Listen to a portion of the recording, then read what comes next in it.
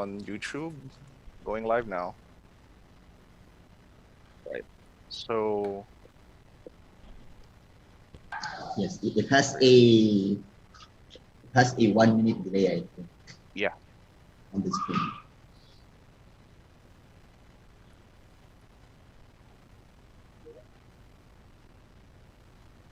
just message people.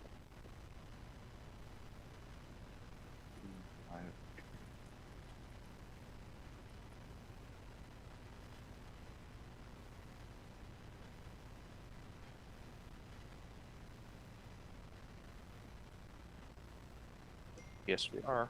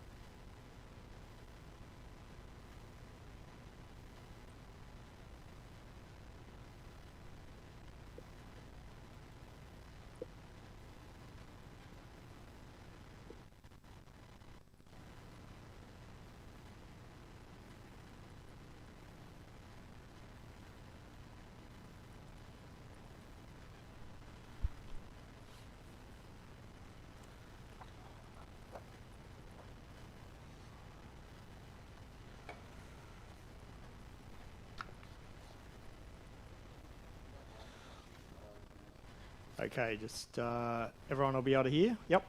Okay, yep, that's live. Great.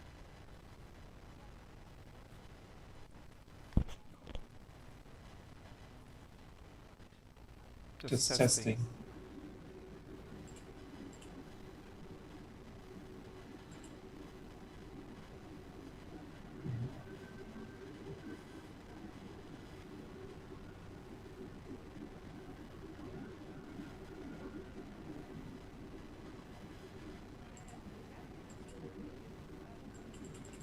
Yep. I'll just run through the opening. Yeah, Your Excellencies, Chief Justices and Judges, members of the Foreign Diplomatic Corps, Honourable Ministers, ladies and gentlemen. On behalf of the Asian Development Bank and UNCITRAL and all our conference partners, welcome to the 3rd South Pacific International Arbitration Conference. Welcome to Sydney and welcome to the Sydney Opera House. My name is Daniel Meltz and I'll be hosting the conference today and speaking a little later this morning. By way of introduction, I'm a practicing Sydney-based arbitration barrister and I'm privileged to hold a consultancy with the Asian Development Bank on arbitration reform in the South Pacific, together with my esteemed London-based colleague, Gary Bourne. As we enter the 4th year of this reform work, driven by the Asian Development Bank under the leadership of Principal Counsel Christina Pack, this conference is an opportunity to reflect on what has been achieved to date and to explore the possibilities arbitration might bring to the South Pacific into the future. Nothing speaks more eloquently of the interest in arbitration reform in the South Pacific than the fact that today we have conference participants from over 40 countries tuned into this event. Our morning session comprises opening remarks from Mr. Thomas Clark, General Counsel of the Asian Development Bank, and Ms. Commandar of UNCITRAL. And this will be followed by our keynote address from the Secretary General of the ICC, Mr. John Denton, who I'll introduce a little later. But before we do so, we have been warmly welcomed in the South Pacific during the course of our work, and now we welcome you with a traditional welcome to country from a distinguished elder of our Indigenous community, Auntie Anne Weldon, who will talk to you about the land on which we stand. Is she a Gadigal lady, do you know? Yeah, right, okay, yep, okay, yep. Yeah, that sounds... Okay, yep. Can I just ask you?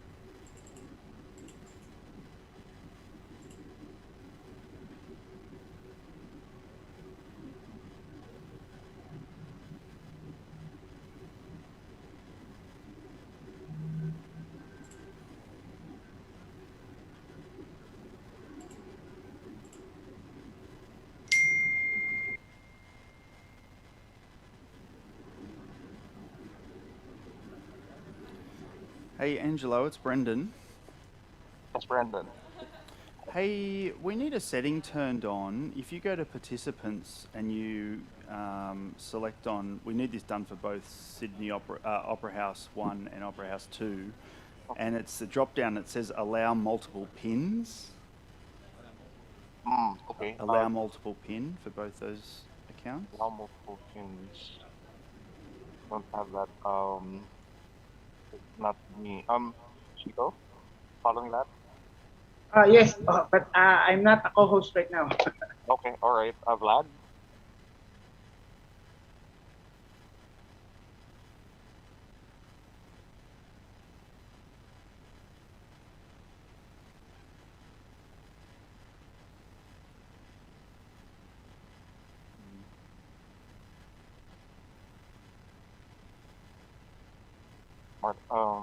Martin. Checking it Yeah. now. Hello. I just have to look where to All right. switch that on, because I think that's on the website. Or?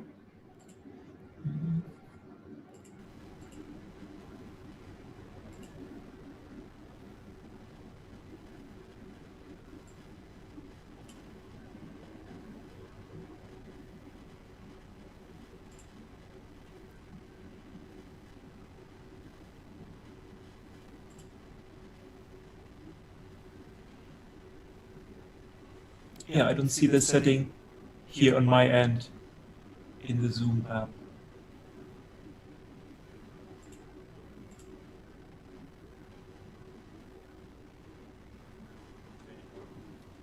Sorry, you saw those, Angelo? We're still on it. Just waiting for ITV to sort that one out.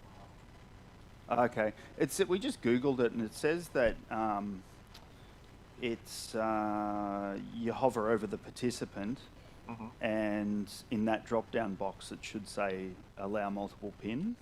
Yeah, it's not, the option's not coming out on my end. Right, and you're the host? I'm the host, but I also don't see that. Okay, it says it's only the host can do it. No, actually, I can also see it at Spotlight, but your video should be on actually. Brennan, Even when I do this, there is Add Spotlight, but there is not allow multiple pin or something like that. I don't see that option.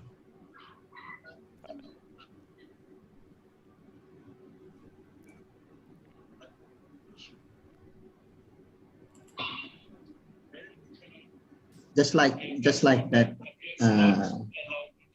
Martin, can you see now? You Yeah, I have can two see. Spotlight. Yeah, but that's Spotlight, not pin. You can also pin up to 9 people when that is enabled, that feature. Yeah, it's multiple pin. You're right, Martin. Yep.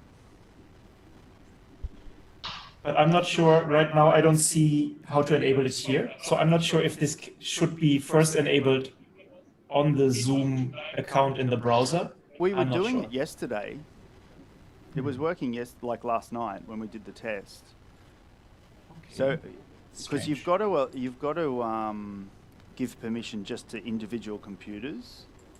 So or Zoom accounts. That's why it's just for the Sydney Opera House 2. Let me just stop my spotlighting. And you are City Opera House 2. That's what you want. 1 and 2. 1 and 2. Okay, But 2 is really the only one we needed on. Okay.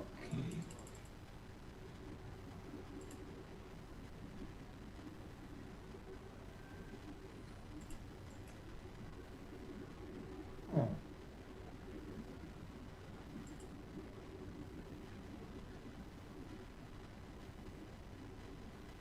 No, I don't see the feature at all.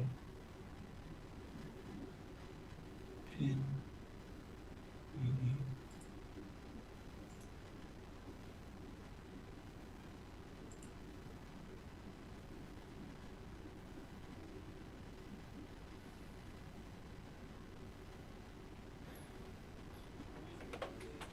Oh, strange. I don't see any feature like that. Guys, we've got a workaround for it. We can do multi-pin on one screen, but it doesn't allow us to do it on the second screen. So we've got a way around if you don't find that setting.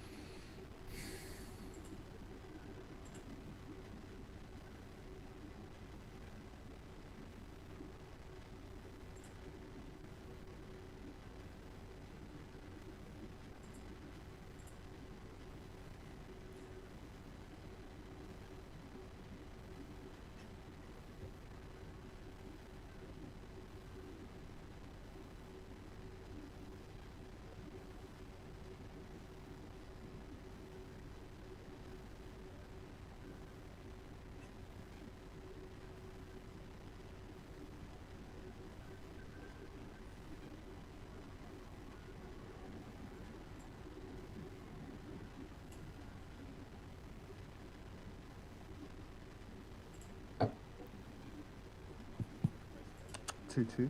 Hey.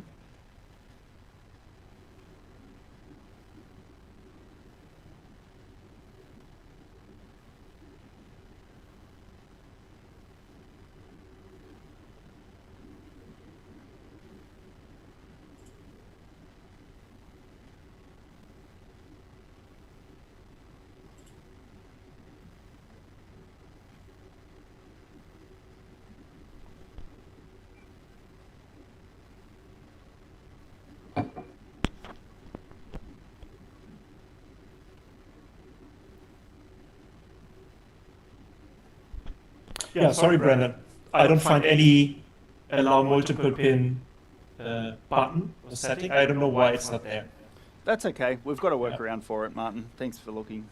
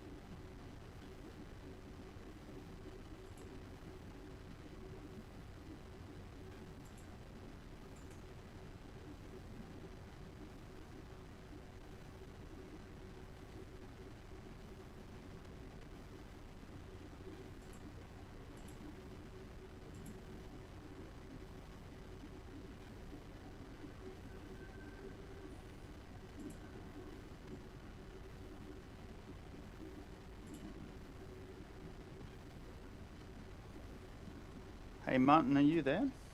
I am here, yes.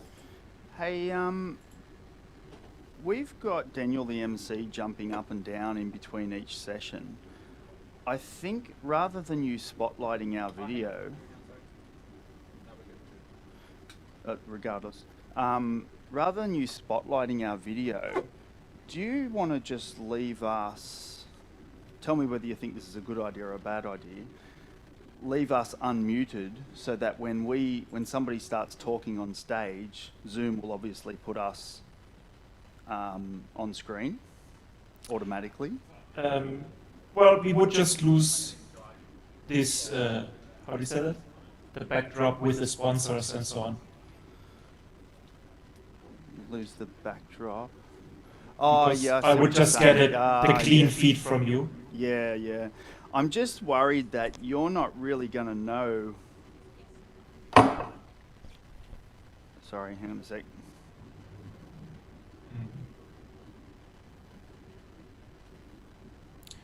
Well, I have my producer Steph here, who is the one helping to spotlight.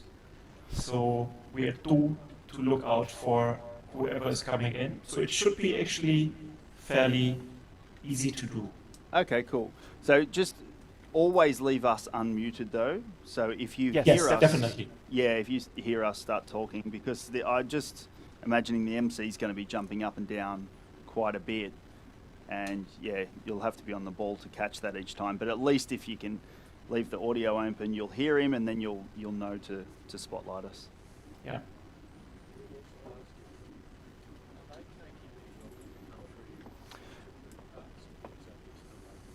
Hey Martin, also, are you assuming that we're going to take the Welcome to Country as part of the Zoom broadcast, or is that just in the room here at the Opera House?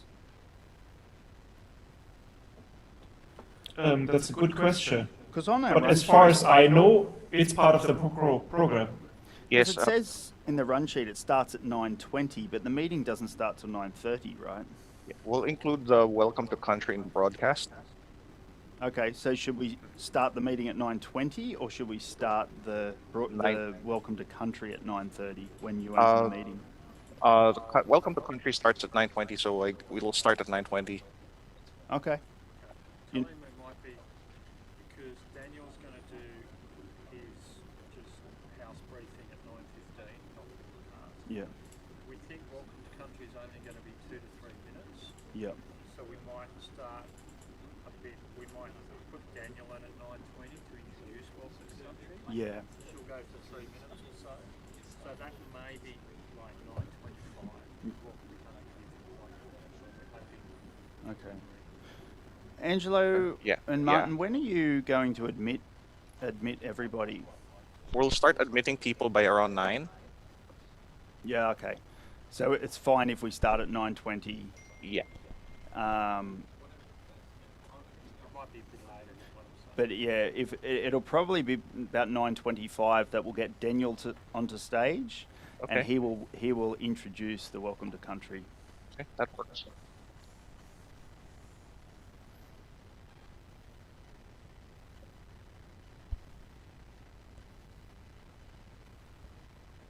Thanks, Brendan.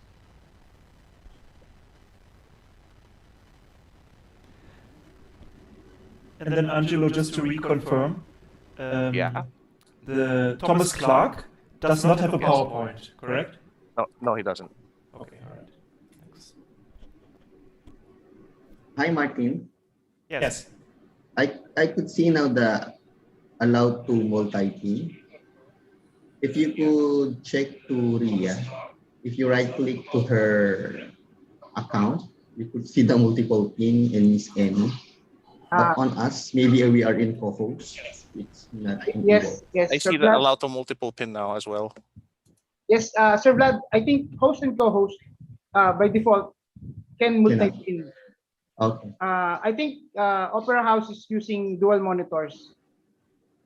So, but video can only be seen in one monitor, and then the other will be used for content. Yeah. Yeah, that's true. Opera House, I still cannot add that feature, but for other people I can. We'll try it again, but yes, we were trying to do it on a dual monitor, set up in Zoom and it wasn't working. It works on a single monitor. We'll just try it again. It just makes our life a little bit easier. Sure. But it's not a deal breaker. Event. Yeah, it won't let us do it. That's all right. We're fine.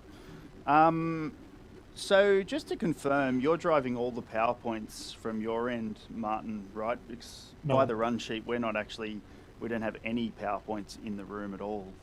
Okay. No, I mean, what really happens here is that except for the PowerPoint of Ashita, the second one, which I will share from my end, the other speakers who have PowerPoints will share directly from Zoom, from their end. Yeah, okay, cool. Yep.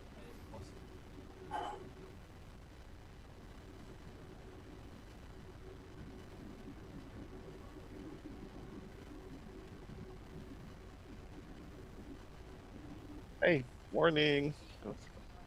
Nandiyan na daw siya sa desk eh. Can you guys also make sure that the other speakers, Sige, the sige. Right, panelists, thanks. always have their video on, because we can pre-organize the spotlights, but we can't do it if they don't have their video on. So even if they're going to the bathroom or walking away from their computer, if they can leave their video on, that's helpful for us.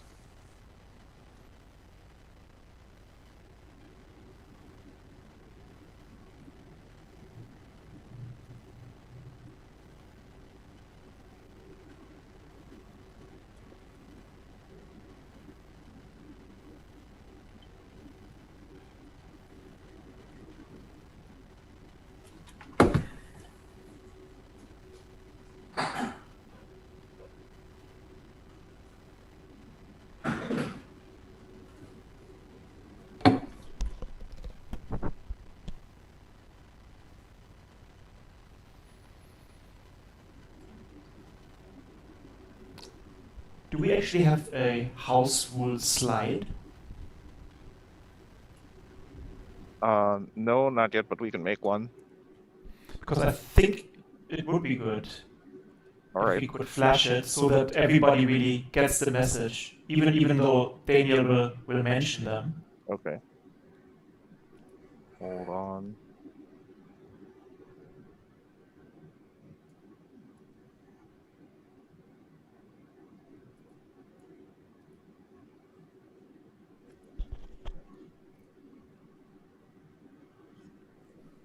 So I'll edit the third arbitration session backdrops file.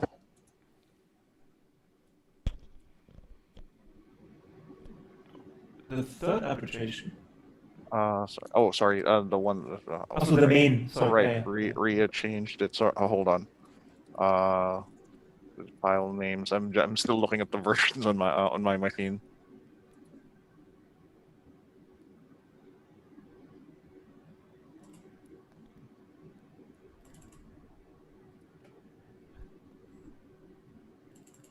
I think it's called PowerPoint dash backdrop. Right. I think that was the final one. Okay. Hold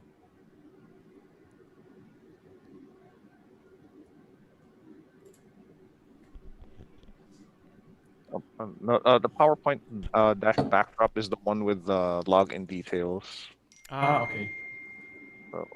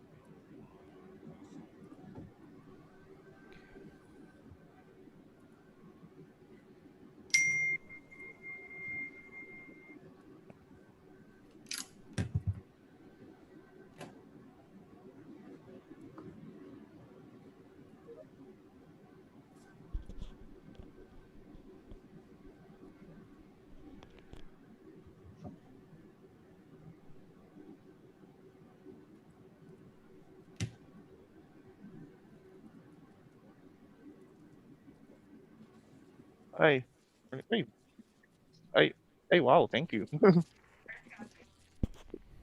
Wow, wow, thank you. Okay, so Vivian noticed that chat notifications pop up here in my main screen. Does anybody know if there's a way to switch them off, that they don't pop up? Because I don't know of that. Any Zoom power user here?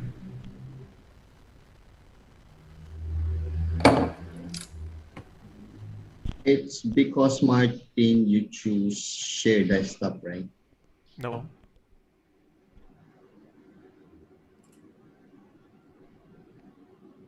You see, like here on the screen now, there's this little test with Vivian's face. I don't think this can be avoided. Martin, there's a on that side. Can you try looking at the chat settings under your Zoom preferences, and then see if you can disable the push notifications? Is that it? I don't see any. So when you go through settings and then chat, Let me see. Let me see. Interesting.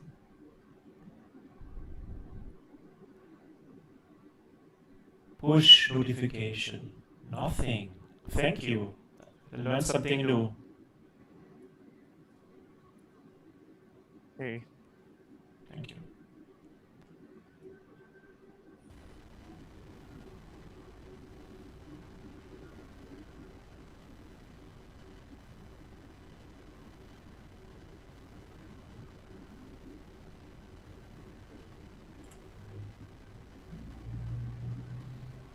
So Vivian, can you send a test chat again?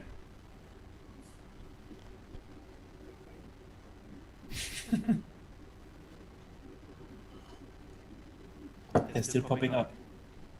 Martin, did you get one? Did you get a message? Yeah, you can. They are popping still up on the screen, even though I disabled it in the settings. Well, Push notification? Nothing.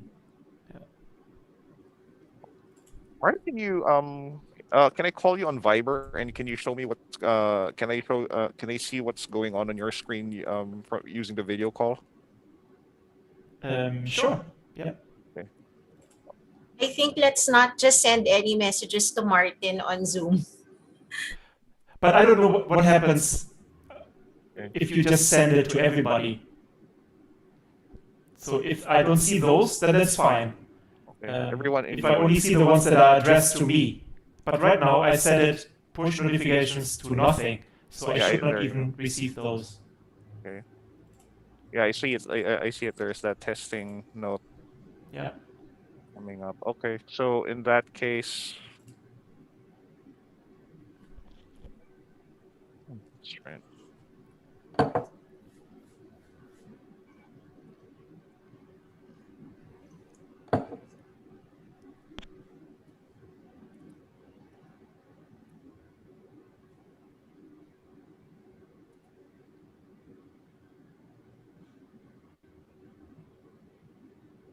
There. Vivian, can you send me one again?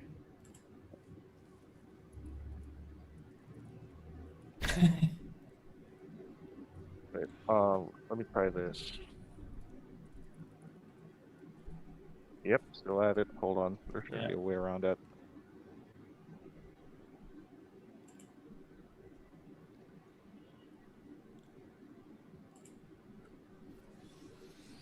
There's another one that says mute chat notifications within the same. Yeah, I have that enabled. Yeah.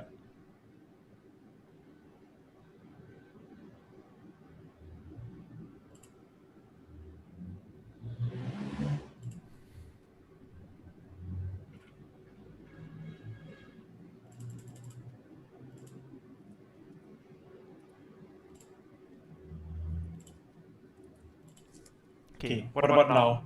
All right. I guess that's just really.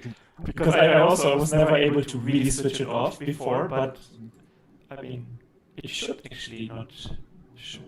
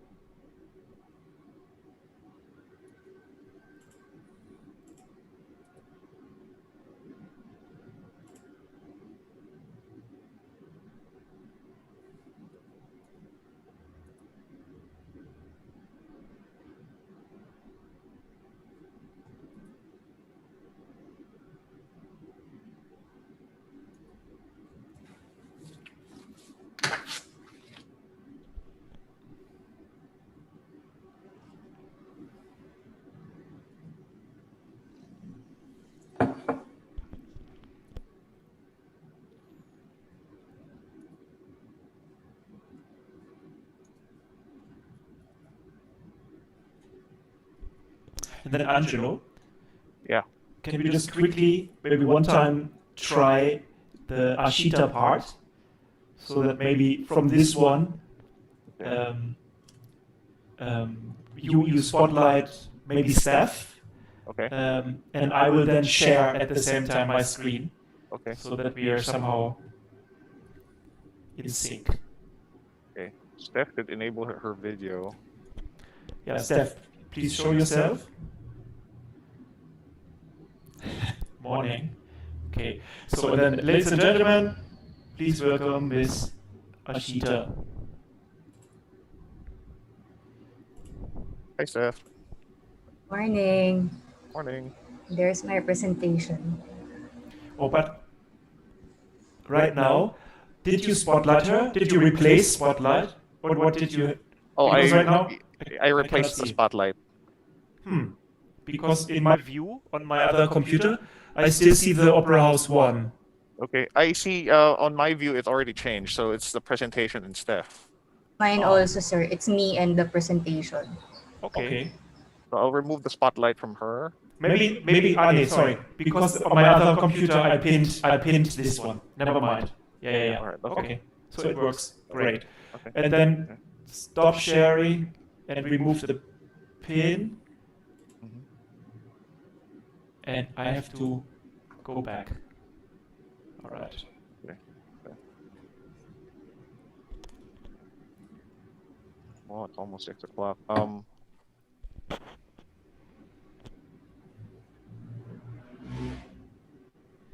Martin? Yes. Yeah. So for the would you want to switch the Zoom recording on now? Yeah, sure. Yeah. Okay. All right. Sure. Okay. I can just edit a lot off the edit that part the idle part off. But are you guys recording this in the cloud? Yes. Okay, I'll just select that. And I think the cloud server recording. Yeah, Great. recording. All right. And then I will do the same. I will also record a high def version. Right. Great.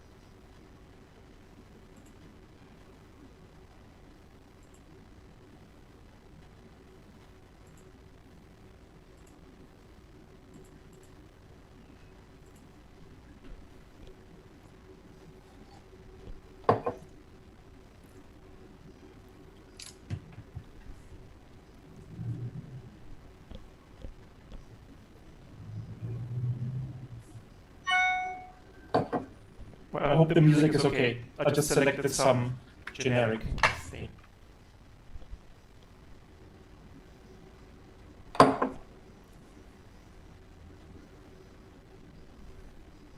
I cannot hear the music much. No? Really?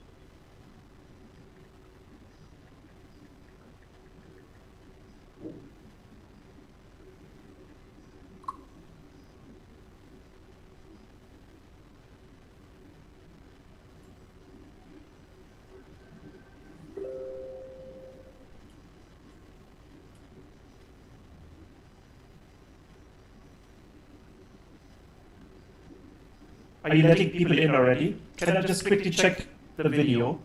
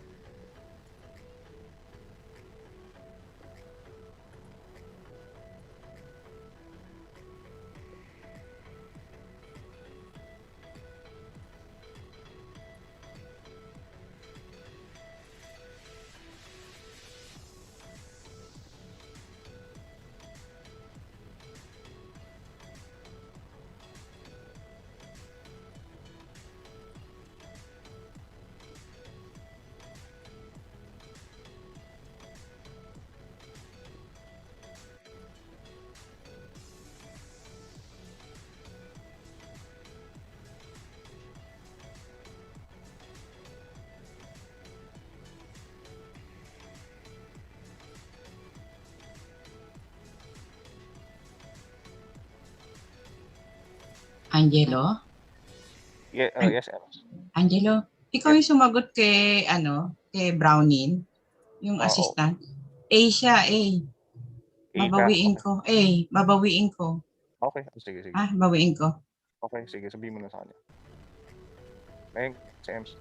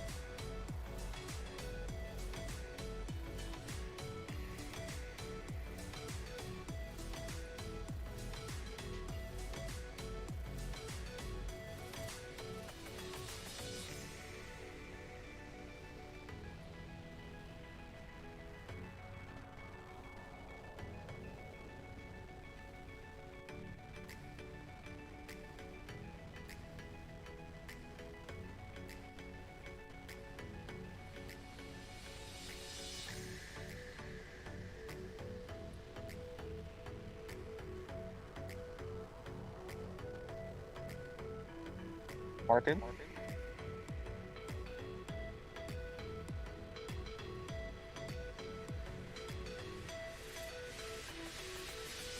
Oh, Martin?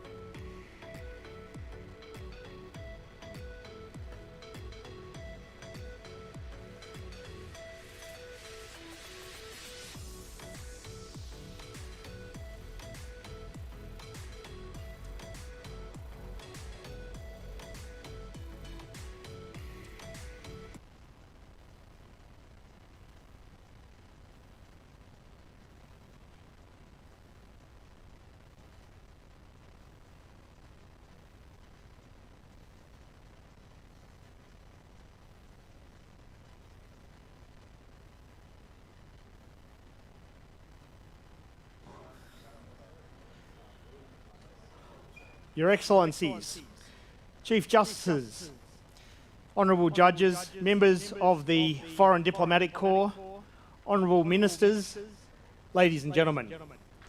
On behalf of the Asian Development Bank and UNCITRAL and all of our conference partners, welcome to the third South Pacific International Arbitration Conference. Welcome to Sydney and welcome to the Sydney Opera House. My name is Daniel Meltz and I'll be hosting the conference today and speaking a little bit later in the session. By way of introduction, I am a practicing Sydney-based arbitration barrister and I'm privileged to hold a consultancy with the Asian Development Bank on arbitration reform in the South Pacific, together with my esteemed London-based colleague, Gary Bourne. As we enter the fourth year of this reform work, driven by the Asian Development Bank and under the leadership of Principal Counsel Christina Pack, this conference is an opportunity to reflect on what has been achieved to date and explore the possibilities arbitration might bring the South Pacific into the future. Nothing speaks more eloquently of the interest in arbitration reform in the South Pacific than the fact that today we have conference participants from over 40 countries tuned into this event. We have nearly 300 participants today by Zoom and we welcome you today as well. Our morning session comprises opening remarks from Mr. Thomas Clark, the General Counsel of the Asian Development Bank, and Ms. Commandar of UNCITRAL. And this will be followed by our keynote address from the Secretary General of the ICC, Mr. John Denton, who I'll introduce a little later. But before we do so, we have been warmly welcomed in the South Pacific during the course of our work to your countries. And now we welcome you with a traditional welcome to country from a distinguished elder of our Indigenous community, Auntie Anne Weldon, who will talk to you about the land on which we stand.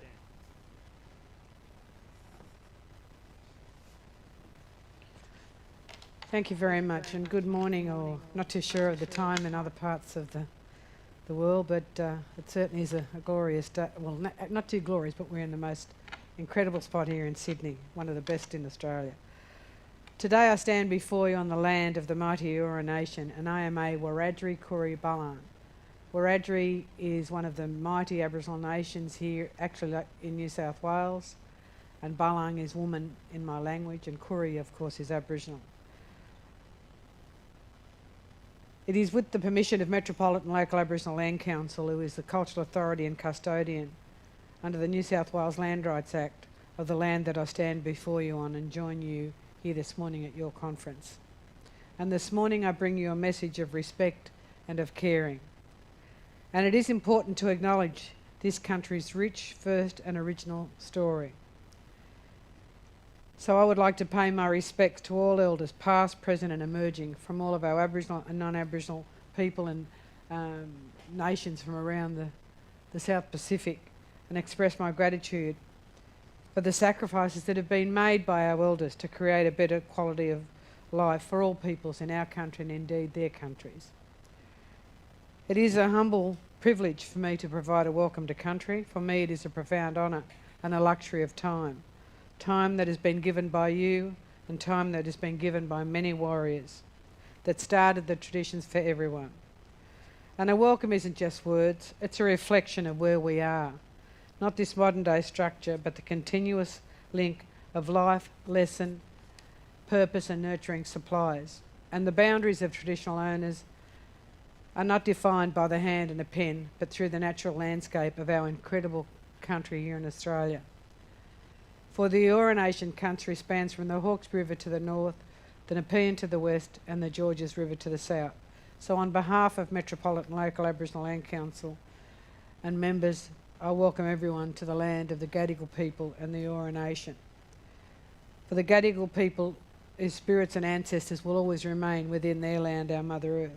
And whenever you travel this incredible continent of ours here in Australia, you are entering the land of a nation, a tribe and a clan which have existed and belong to these lands that stretches far beyond 65,000 years.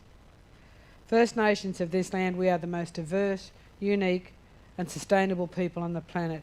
We are the oldest living culture of the world, and it is important to acknowledge this country's rich, first and original history. So let me pay homage to the many warriors that created pathways for all of us, the ones recognised and the ones that we have never heard of.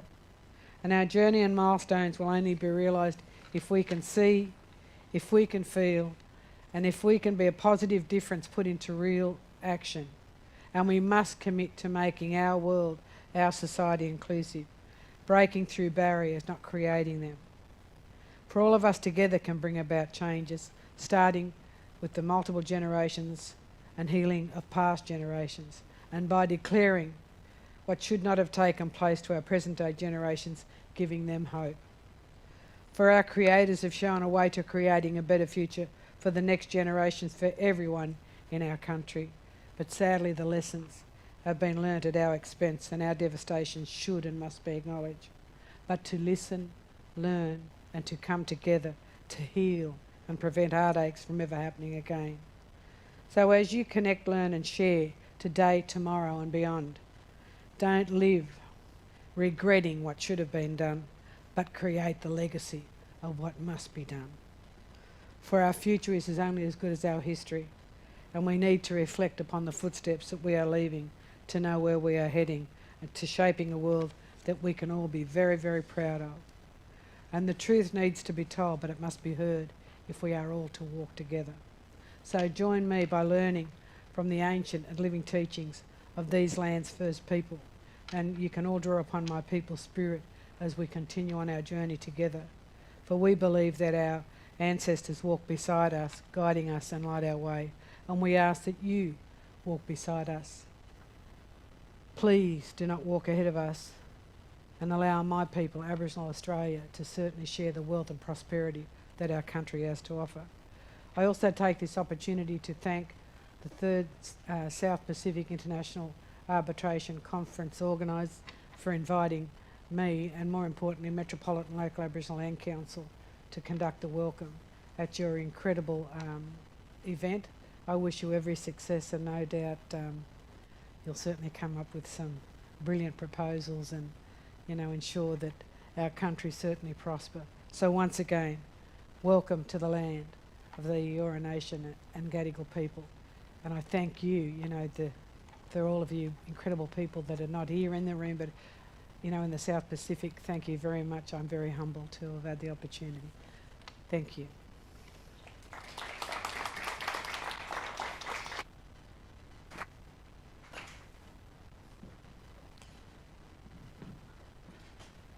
Thank you very much, Arnie Ann, for that welcome to country. We're deeply appreciative. I'd like to introduce now Mr. Thomas Clark. Mr. Clark is the General Counsel of the Asian Development Bank. Mr. Clark has had a distinguished career. He's a graduate of Columbia University and Harvard University. He has worked in very important law firms in the United States, Sullivan & Cromwell and Wilmer Hale, before having his career at General Electric, GE, for some 22 years. After that, Mr. Clark was Managing Director and Co-Head of Americas for the Global Public Policy Group of BlackRock Inc., which is the world's largest asset management firm. And we welcome Mr. Clark and his comments, and we thank the ADB as well for their support in relation to this, the third conference. Mr. Clark.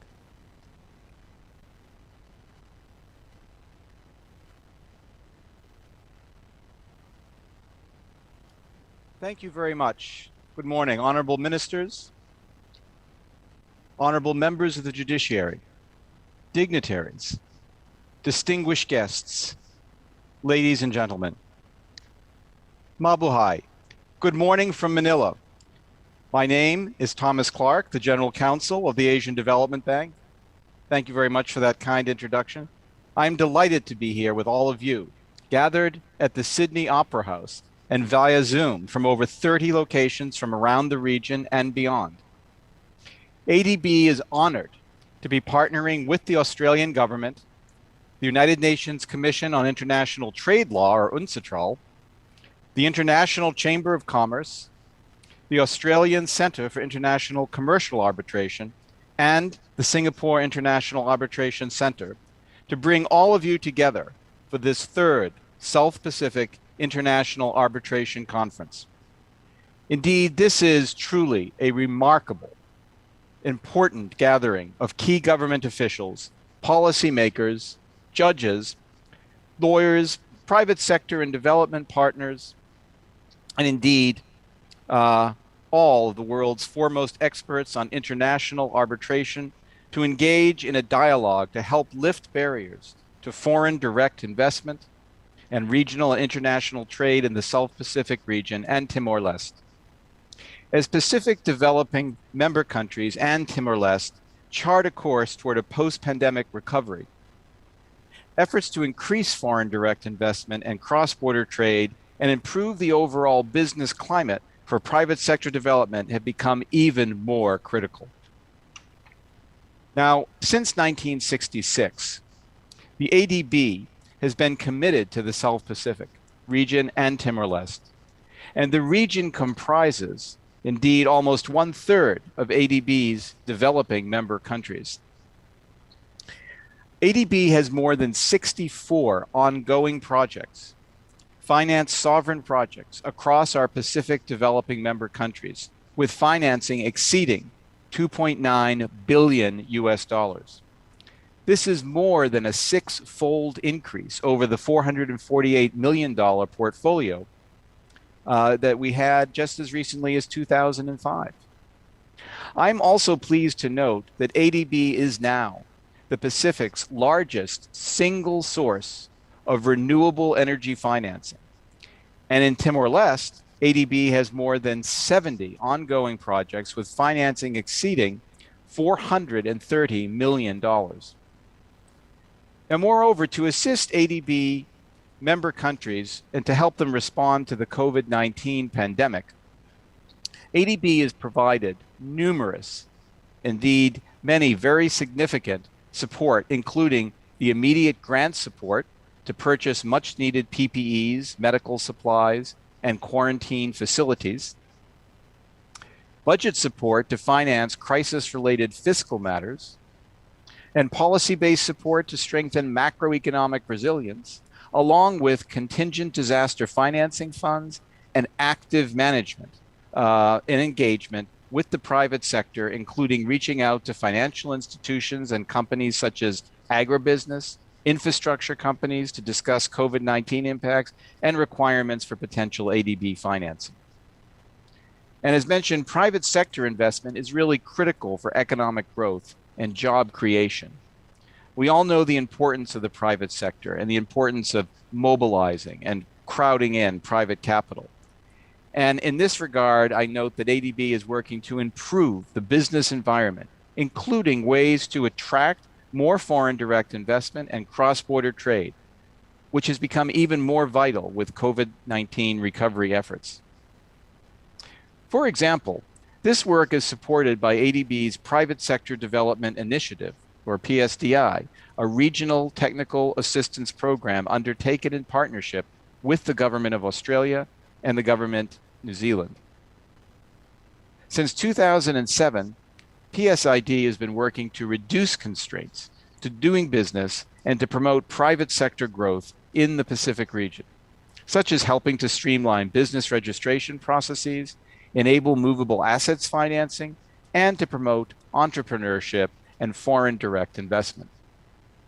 Alongside ADB's operations, the Office of the General Counsel manages a law and policy reform program in which we design and implement technical assistance projects to work with our developing member country partner governments. Now, these technical assistance projects are aimed at modernizing the legal systems to encourage investment and trade and facilitate commercial activity and to build the capacity for judicial and legal institutions. This is a very important medium to long-term strategy that complements our investments in the financial area and with financing resources. This knowledge component is really critical for ADB. Now, as you know, a major factor, a major barrier in attracting foreign direct investment and stimulating cross-border trade is the lack of investor confidence in available, effective, and efficient ways to resolve and enforce commercial disputes between people from different countries. In recent decades, international arbitration has become the preferred means of resolving international commercial disputes all over the world. However, the South Pacific is still one of the last global regional blocs without a cohesive legal framework to resolve these cross-border commercial disputes through international arbitration. This form of cross-border dispute resolution and enforcement regime, I would argue, is fundamental, absolutely critical to foreign investment and dispute resolution, and the enforcement regime is going to be key. The absence of this international arbitration framework indeed increases the risks and the costs of doing business and stifles economic growth potential across the region. To assist our Pacific developing member countries and Timor-Leste to put in place an international arbitration legal framework, we've been very busy and very involved across the last many years. In 2017, ADB launched a technical assistance project under our Law and Policy Reform Program to help accede to the New York Convention and to put in place the implementing arbitration law and to provide capacity building to judges, lawyers, and private sector as implementing parties.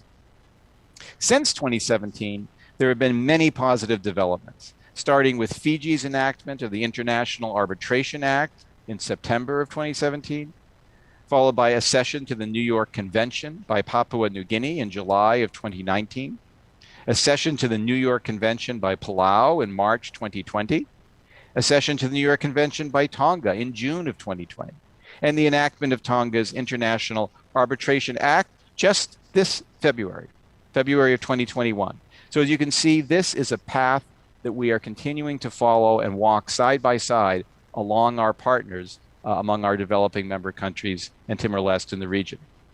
Now, we also hoped here to convene the first of its kind, first South Pacific International Arbitration Conference. And we helped convene that first of its kind conference in Fiji, hosted by the Fiji government. And then the second South Pacific International Arbitration Conference hosted by the PNG government. All of this to raise awareness about the importance of this reform to the South Pacific region, as we have also developed and delivered numerous capacity building programs to judges, lawyers, and the private sector over the last 3 years. Of course, I hope you'll understand that all of these wonderful results would not have been possible without the support of our development partners, including our long-standing partner, UNCITRAL, as well as the international arbitration community. We are extremely grateful for that partnership and for the great teamwork, I think, that all of these groups have shown together with ADB to deliver these programs of vital importance to the region. I will just conclude by saying that today we will hear from key business leaders and some of the foremost experts in the world on international arbitration and legal reform, and we will discuss the issues and challenges and share knowledge on best practices.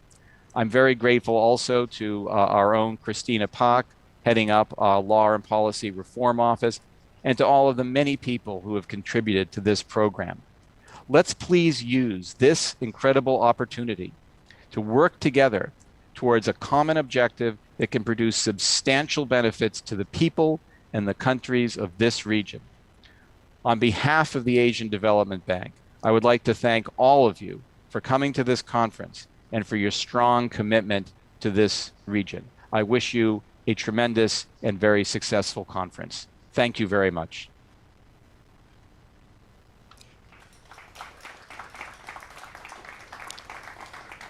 Thank you very much, Mr. Clark, for those words, and we're again very grateful for your support. And as you mentioned in your talk, we are also partnered by UNCITRAL, and we are very mindful that when we perform these reform tasks, that we are working with two United Nations documents, the New York Convention and the Model Law, developed over many years and much thought that has gone into the development of particularly the Model Law, and we thank you for your support in that. I now turn to Ms. Athita Komenda, who is the head of the Regional Centre for Asia and the Pacific United Nations Commission on International Trade Law, UNCITRAL. Ms. Komenda is the, as I mentioned, is the head of the regional agency. She has a long development background, particularly working with the government of Thailand, and has represented previously Thailand in regional multilateral trade negotiations with the WTO. She is admitted in New York and is a graduate of Harvard and Georgetown and Harvard Law School. And we welcome you and we look forward to your comments. Thank you, Ms. Komenda. Thank you very much, Daniel. Thank you. Thank you for my slides as well. Thank you. Yes, if we could stay on the cover page, thank you very much. Thank you. Excellencies, AGB and ICC colleagues, distinguished speakers, and friends of UNCITRAL. Greetings from the UNCITRAL Regional Center for Asia and the Pacific in Incheon, Republic of Korea. It is an honor to join you this morning to celebrate the ADB's successful technical assistance program for the reform of laws on international commercial arbitration in the South Pacific. UNCITRAL is honored to have been a partner in this journey since its 2017 launching. When I myself joined UNCITRAL RCAP in 2019, the second South Pacific International Arbitration Conference was my very first mission after landing in Incheon for only a week, which highlights the importance that UNCITRAL gives to commercial law reforms and legal harmonization to further facilitate trade and de-risk investment in this beautiful region. Next slide, please. Since then, the UNCITRAL and ADB collaboration has proven extremely successful in the Asia-Pacific region. Cumulatively, our technical assistance activities and legislative reviews have led to 4 new regional ratifications of the New York Convention, 3 of which are in the South Pacific, Papua New Guinea, Palau, and Tonga, and 40 Asia-Pacific jurisdictions adopting the model law on international commercial arbitration, an increase of about 33% since 2015. The strong regional interest in enforcing contractual obligations via a predictable and neutral dispute settlement regime has also led to the successful launching of the Singapore Convention on Mediation, with over half of the 53 signatories and 4 of the 6 state parties hailing from the Asia Pacific and the South Pacific. The South Pacific's achievements in this regard contribute to the 2030 Agenda for Sustainable Development, and in particular, Sustainable Development Goal 16, enhancing access to justice and contributing to the development of a mature, rule-based global commercial system. Can we skip the next slide and go to slide 4, please? But we should and will continue to aim higher. While 3 South Pacific states have joined the New York Convention since 2017, UNCITRAL stands ready to assist those who have not yet joined, whether through awareness-raising webinars, government and judicial briefings, or legislative reviews. With near universal participation by 167 states, the latest being Malawi, the New York Convention, of which UNCITRAL is the gatekeeper, provides common legislative standards for the recognition of arbitration agreements and court recognition and enforcement of foreign and non-domestic arbitral awards, subject to only specific limited exceptions, and thus facilitates the resolution of disputes in all corners. Next slide, please. The same holds for the UNCITRAL Model Law on International Commercial Arbitration. First adopted by the United Nations General Assembly in 1985 and most recently amended in 2006, the Model Law is a freestanding arbitration statute that establishes a unified, fair, and efficient legal framework reflecting worldwide consensus on the principles and important issues of international arbitration practice, while providing flexibility for enacting jurisdictions. It covers all stages of the arbitral process and conforms to current practice in international trade, and modern means of contracting with regard to the form of arbitration agreement and the granting of interim measures. As of March 2021, legislation based on the model law has been adopted in 85 states in a total of 118 jurisdictions. Enacting South Pacific and Asia Pacific states include Australia, Fiji, New Zealand, China, India, Japan, Republic of Korea, Singapore, and many others. For more details, you may be interested in perusing UNCITRAL's digest on the model law, available via the web link shown here. The digest was launched in 2012 and is usefully organized according to the model law chapters and article.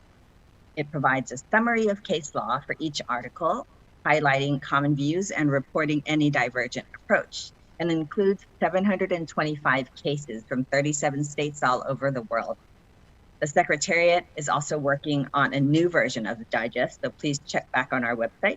We also publish more recent cases on the model law in the UNCITRAL Clout digital database, case law database, also accessible on the UNCITRAL website in all 6 of the United Nations languages. Let's skip the next slide and go to slide 7, please. For our South Pacific participants who are interested in learning more about UNCITRAL dispute resolution instruments, I invite you to join our upcoming virtual events throughout the region, starting from an ADR webinar with Bangladesh next month to our flagship technical assistance and capacity building activities with the Korean Ministry of Justice and Hong Kong SAR Department of Justice from September onward. Many of you have participated in the UNCITRAL ADR special session held in Seoul, either in person or online, and we invite you all to attend this year's edition as well. Next slide, please.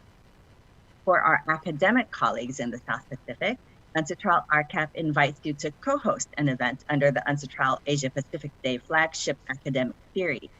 This is an annual event aimed towards students and young professionals that RCAP co-hosts with institutions of higher learning in the last quarter of every year on a wide range of UNCITRAL thematic issues, such as arbitration, mediation, sale of goods, e-commerce, and many others, with a format ranging from in-class lectures to multi-date regional academic conferences.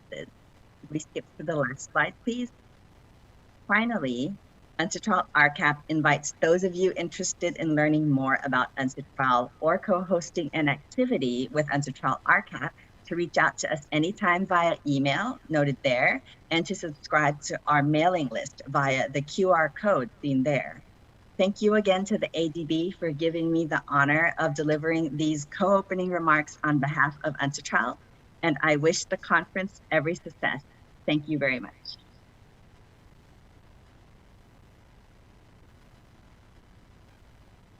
Very much for those comments. We now turn to our keynote speaker, John Denton. Mr. Denton is the Secretary General of the International Chamber of Commerce. The International Chamber of Commerce, of course, is the peak global business body. It represents some 45 million businesses in 100 countries. Mr. Denton, as I said, is the Secretary General. He is also a board member of the United Nations Global Compact and co-chair for Financing Growth. He has a distinguished career as a diplomat before becoming a partner and chief executive of a large law firm in Australia for a number of years. In 2015, he was appointed an officer of the Order of Australia for his services to the business community, the arts, and the rights of refugees. Mr. Denton is a graduate of Harvard Business School and the University of Melbourne. Mr. Denton, over to you.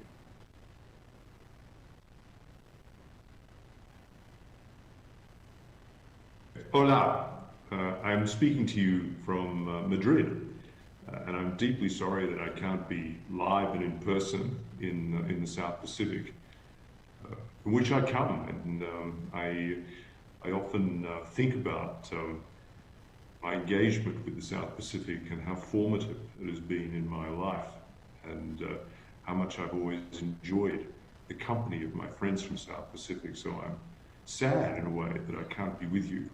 But of course, that's one of the challenges of the period, the context, the world we live in now, and none of us will be safe until we are all safe. And I think many of you will know that I have been leading at the ICC efforts on a global level to ensure the equitable access to vaccines for all, because we think that without ensuring that is the case and that happens in a timely manner, then this context in which we operate will not finish, will not end. We will not be able to move around. We will not be able to achieve the return to the economic prospects that we saw so visibly before us before this pandemic. And we just think it's the right thing to do. And so the ICC stands for equitable access to vaccines, and it stands for the South Pacific, ensuring access for you, to all our friends there, because it's just the right thing to do. And in the end, that's what the ICC does. You know, we have a bold purpose to enable business worldwide to secure peace, prosperity, and opportunity for all. Our mission is to make business work for everyone, every day, everywhere. What we do is we help grow the global economy, we enable trade, and we ensure it's done in a sustainable manner. All elements that are so critical to the future of the South Pacific. And I'm also delighted to be able to share some time with you today, because I respect so much the work of our friends at the Asia Development Bank and at UNCITRAL. It's no doubt in my mind that a lot of the work we do, particularly in South Pacific, but in Asia Pac in general, would not be possible without our strong collaboration with the ADB. Let's face it, the work we're doing right now in Singapore on ensuring that we can take the whole trading world from analog to digital is enabled by our partnership with the Asian Development Bank. So I shout out to my friends there, and I shout out to the leadership of ADB during the course of this crisis. You've shown some real innovation and some leadership, which frankly has been lacking in some of the other regions. So as a regional development bank, I think the ADB has led. And to my friends at UNCITRAL, let me make one observation.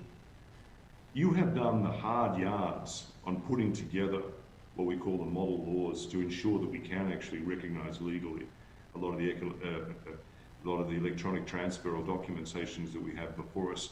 And it's the digitization of those documentation, it's the digitization of the trading world, which is enabled by the work you did on giving the right to actually have legal status to a number of these documents.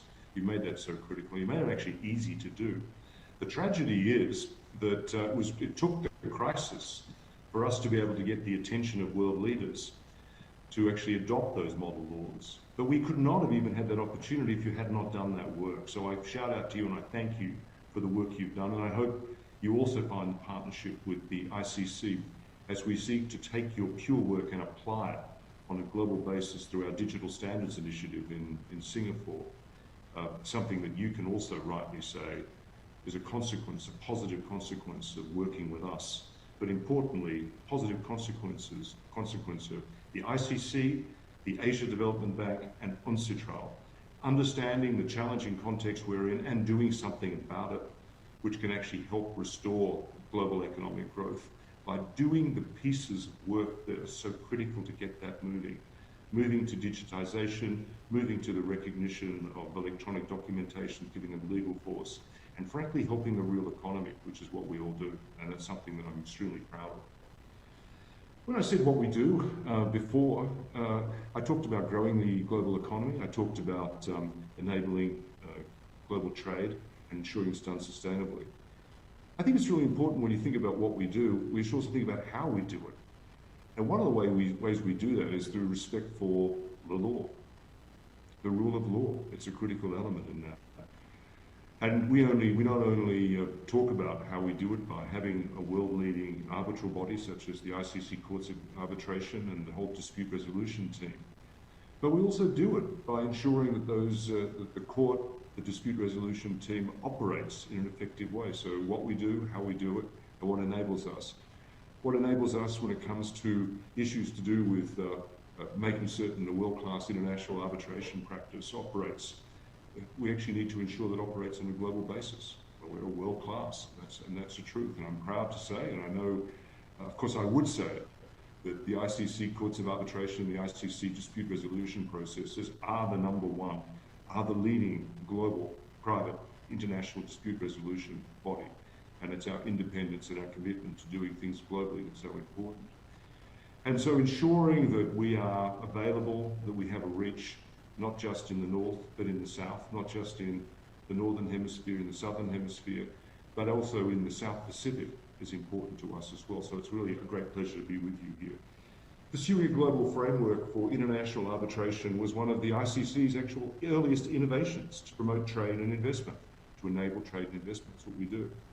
But it's certainly not been our last. I think, as you would have heard from some of my other comments, the work we're doing on vaccines, the work we're doing on digitising the whole global trading environment, these are all new innovations, and these are all necessary to continue our mission of actually growing the global economy and enabling that for the world. But looking back, the notion that an arbitral award issued in one country would be enforceable in more than 160 countries must have seemed like an ambitious stretch back then to my forebears. It must have seemed a very ambitious stretch to have one arbitral award capable of enforcement in more than 160 countries. But that is exactly what we have done. That's exactly what we, the ICC and international arbitration community, have achieved. And having produced and been integral to the production of the first draft of the New York Convention back in 1953, thankfully before I was born, ICC continues to innovate and adapt the rules to the needs of business globally. We need to ensure all the time the rules fit the context in which we operate, and that we operate to actually meet that context as well. In January of this year, we introduced new rules to help future-proof the ICC arbitration by specifically empowering tribunals to conduct digital proceedings in the manner they see fit. We needed to do that. We must do that. Because I said we need to ensure that we can operate in the context in which we find ourselves, and in a context where the possibility of human contact and actually being able to meet and actually have wet signature documents provided is impossible because of the restrictions and the close downs and the lockdowns. We needed to ensure that we were actually able to empower tribunals to conduct proceedings on a digital basis. We've done that, and we've done that very successfully, I think. We've also adopted and adapted the rules to reduce the usage of paper because we're serious about sustainability. We're actually serious about that, one of our commissions, and it's one of the submissions we make to ensure that arbitration is sustainable, but also the reflection we have on diversity as well. Not only are we believing that arbitration should be sustainable, but part of sustainability is ensuring that it actually reflects the diversity of the world around us. And I think there would be no doubt in anyone's mind that decisions that have been taken as to the composition of the court, and in fact the new president we just announced, reflect our desire to actually ensure diversity is actually recognised and represented within the ICC courts of arbitration. But we just don't talk about it, we actually do it. And that's something which is actually a remarkable feature of the constantly changing, innovating courts of arbitration, the approach we take. The new rules that we've adopted are particularly well timed in the context of the pandemic and ultimately aim to ensure that ICC arbitration remains a living force, adapted to the demands of the global economy and designed with you, the users, in mind. One of the strengths I found with the ICC courts of arbitration and the whole dispute resolution area is its openness to change. It's recognition that being number one is not a God-given right. We have to work to maintain our position. And we work to maintain our position by constantly innovating, constantly thinking about the needs of the community that we serve, but also trialing, testing, pioneering, but also doing what we say we're going to do as well, by living up to our promises of diversity. And these changes and the openness to change sit alongside other bold steps we are taking to upgrade and make resilient the trade infrastructure on which the whole global economy depends. Building on our long-standing leadership in the field of trade finance, for example, we are working to digitise, as I said before, today's paper-based trading processes and modernise the use of standardised letters of credit, which, by the way, we also first introduced back in 1933. And we're also looking at one of our signature services, which is the ICC Incoterms, which we launched actually in the middle of the Great Depression in 1936, when the world was tearing itself apart, as an instrument that could continue to unite the world through commerce. We launched that in 1936. And one of our challenges now is to ensure that this signature service that we offer, Incoterms, is fit for the modern age. How do we ensure smart Incoterms operate? How do we ensure that we can develop an API to actually support and enable Incoterms? These are all things we're working on at the moment. Part of the constantly changing focus that we have at the ICC, don't forget that one of our values is actually pioneering. Don't forget, another one of our values is connectedness. We need to remain connected to the communities we serve. We need to continue to pioneer, and we need to liberate ourselves from the past and ensure that we're ready, fit and able for the future. It's another one of our values. And always our final value is to be generous to each other, generous to the communities we serve, and generous to the history of the ICC, and hopefully by doing so create a stronger future as well. We see all these investments as part of the evolution of our ongoing mission to ensure that business works for everyone, every day, everywhere. And these innovations are all the more important as the pandemic has highlighted the fragility of global trade. Reviving struggling economies hit hard by the pandemic will require that we use all available tools to jumpstart economic activity. And international arbitration is a proven force. A 2016 study by researchers at the IFC and University of Valencia, and I think the latter, also from Spain, Dr. Paniagua, is on the first panel, looked econometrically at the connection between signing the New York Convention and inward foreign direct investment.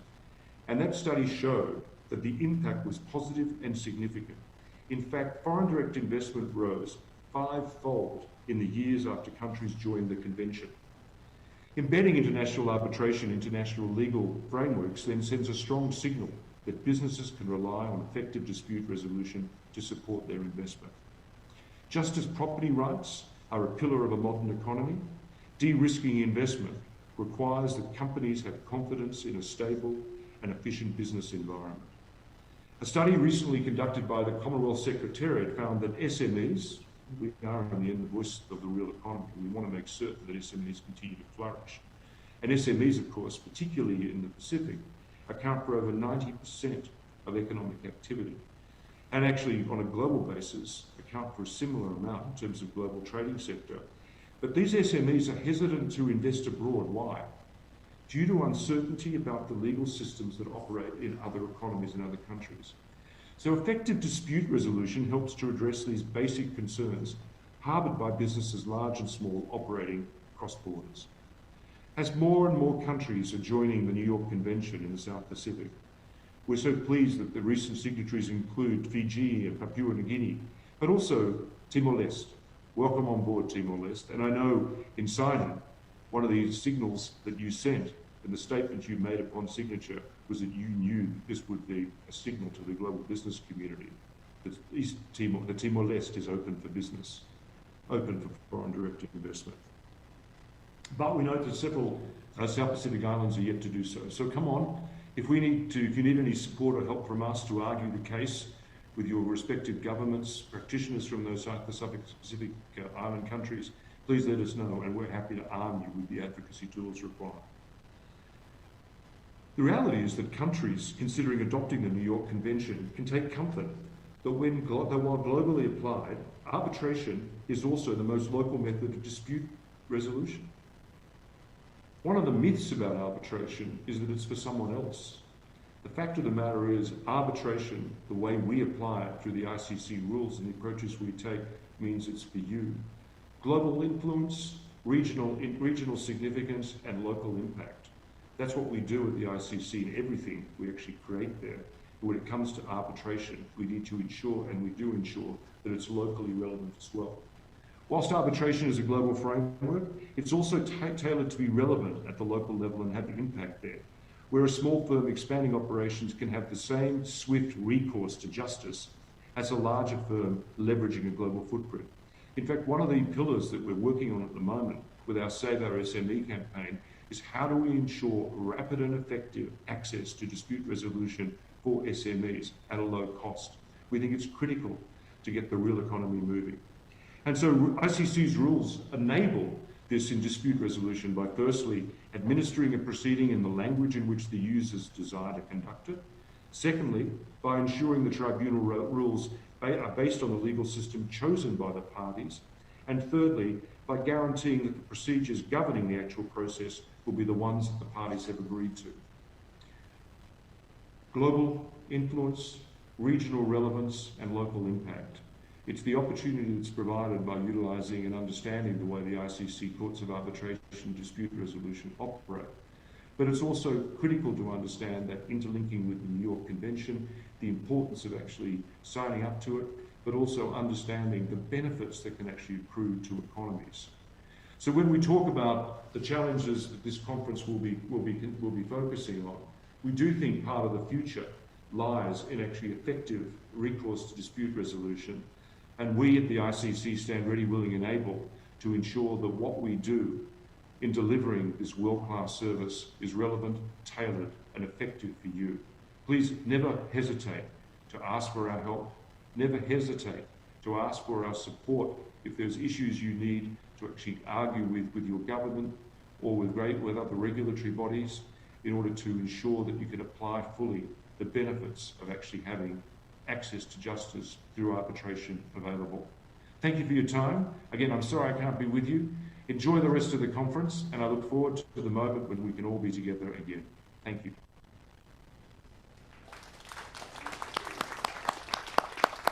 Thank you very much, Mr. Denton, for those remarks, and of course to the ICC for their support in relation to this project. It won't surprise anyone to know that we are slightly over time, and as a result, I have to deliver the bad news that our coffee break will be a little shorter than we had anticipated. We will now take a short break. We'll take a 5-minute break instead of a 15-minute break so we can stick to the balance of the schedule. It's important that we're all here for the plenary sessions, which will start at 1:15 Sydney time. So please take a break now, and we'll see you in 5 minutes' time. Thank you.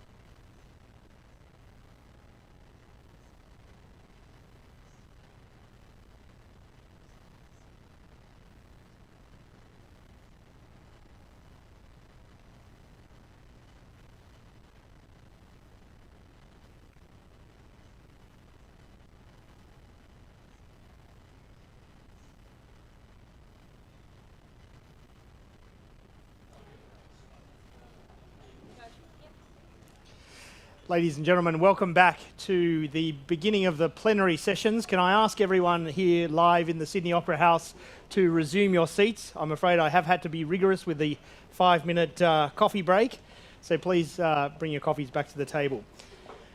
As I said, we move now to session 1, which is titled Investing in the Pacific, Promoting Confidence in International Business Through a Stable Disputes Regime.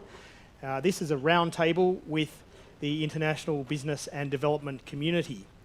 Our moderator today is Damien Eastman. He's the Deputy General Counsel of the Asian Development Bank. And our speakers today, live in the Opera House, we have Lottie Schau-Siebel, who's the Regional Director, Pacific Liaison and Coordination Office of the Asian Development Bank. We have by Zoom Professor Dr. Jordi Paniagua, Professor of Economics at the University of Valencia. We have Mark Russell, Senior Commercial Officer for Australia and New Zealand at the US Department of Commerce. Thank you for joining us here. We have Craig Strong, Chief Executive Officer of Investment Fiji. We have Ram Bayakal, who is the Managing Director of FMF Foods Limited, and Chugwan Han, Director, International Dispute Settlement Division, Ministry of Justice, Republic of Korea. Damien, over to you.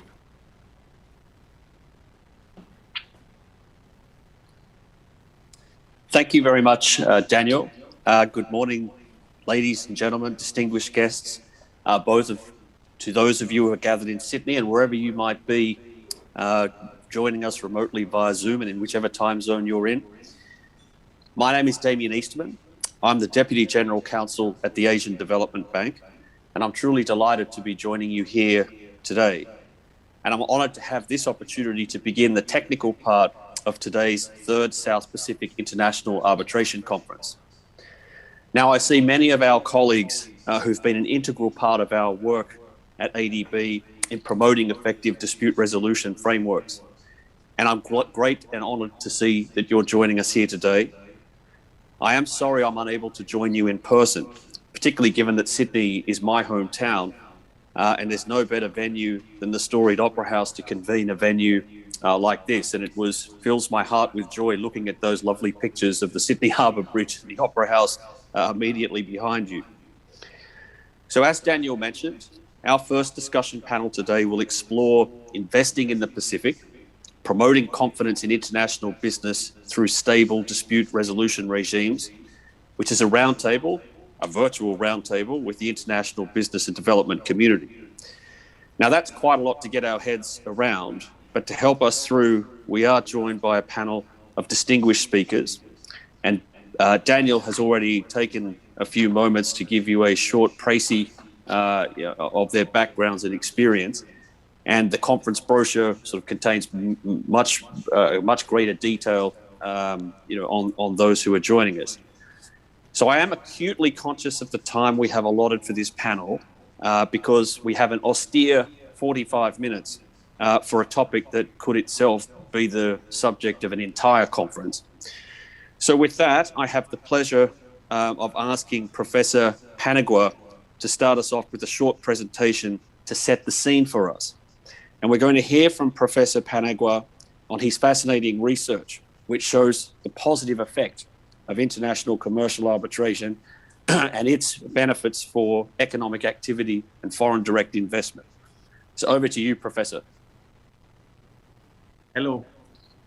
Good morning. Let me share my screen.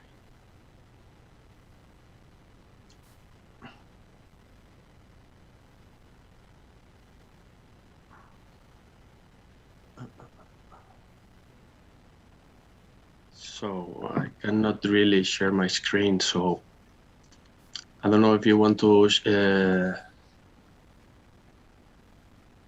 my slides, because I cannot share the screen now. It says that the function is not able to do it. Okay, now perfect. So I hope that you are seeing my screen now. Let me just okay. So good morning, good night for me. It's past midnight here in Spain, but I'm truly delighted to be here This is my third year in this exciting and really awesome conference. I would like to thank the organizers, especially Christina, Damien, and Daniel for having me here. And let's start, because we have a lot to cover in short amount of time, and just want to give you the outline of what we are going to speak today. Some economic trends, some really daunting trends, given the COVID situation. I want to share what has been the landscape for FDI and trade, and also how the mechanisms, the economic mechanisms work. And I hope that I can convey the message that arbitration has been good for FDI, has been good for trade. But I want to share some novel research that we've been conducting with my estimated colleague Andrew Meisburg at the World Bank, where we have been looking at the welfare effects of arbitration. So that is GDP, consumer prices, producer prices, and this new research that I want to present today. This is the first time that I present this research in such a large and estimated audience, has been greatly inspired by my collaboration with the ADB, UNITROD, and our talks with colleagues. Okay, so this is the outlook of really what's behind FDI. This is the triad. FDI is not just money, no? FDI can be measured in jobs, which is the blue line. It can be measured in projects.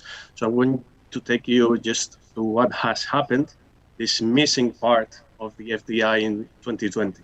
That's COVID. No? It's just daunting to see these figures. We have lost 1/3 of the FDI projects in just 1 year. No? So this is basically just daunting figures. How can we be sure that this is actually related to COVID? Well, we have to look at the monthly data. No? We can see here March and April how there was like this tremendous fall in FDI, both measured in capital terms, in projects, so factories not being constructed, but that's the real economic cost. No, what you cannot see, no, the opportunity cost that has been lost by COVID.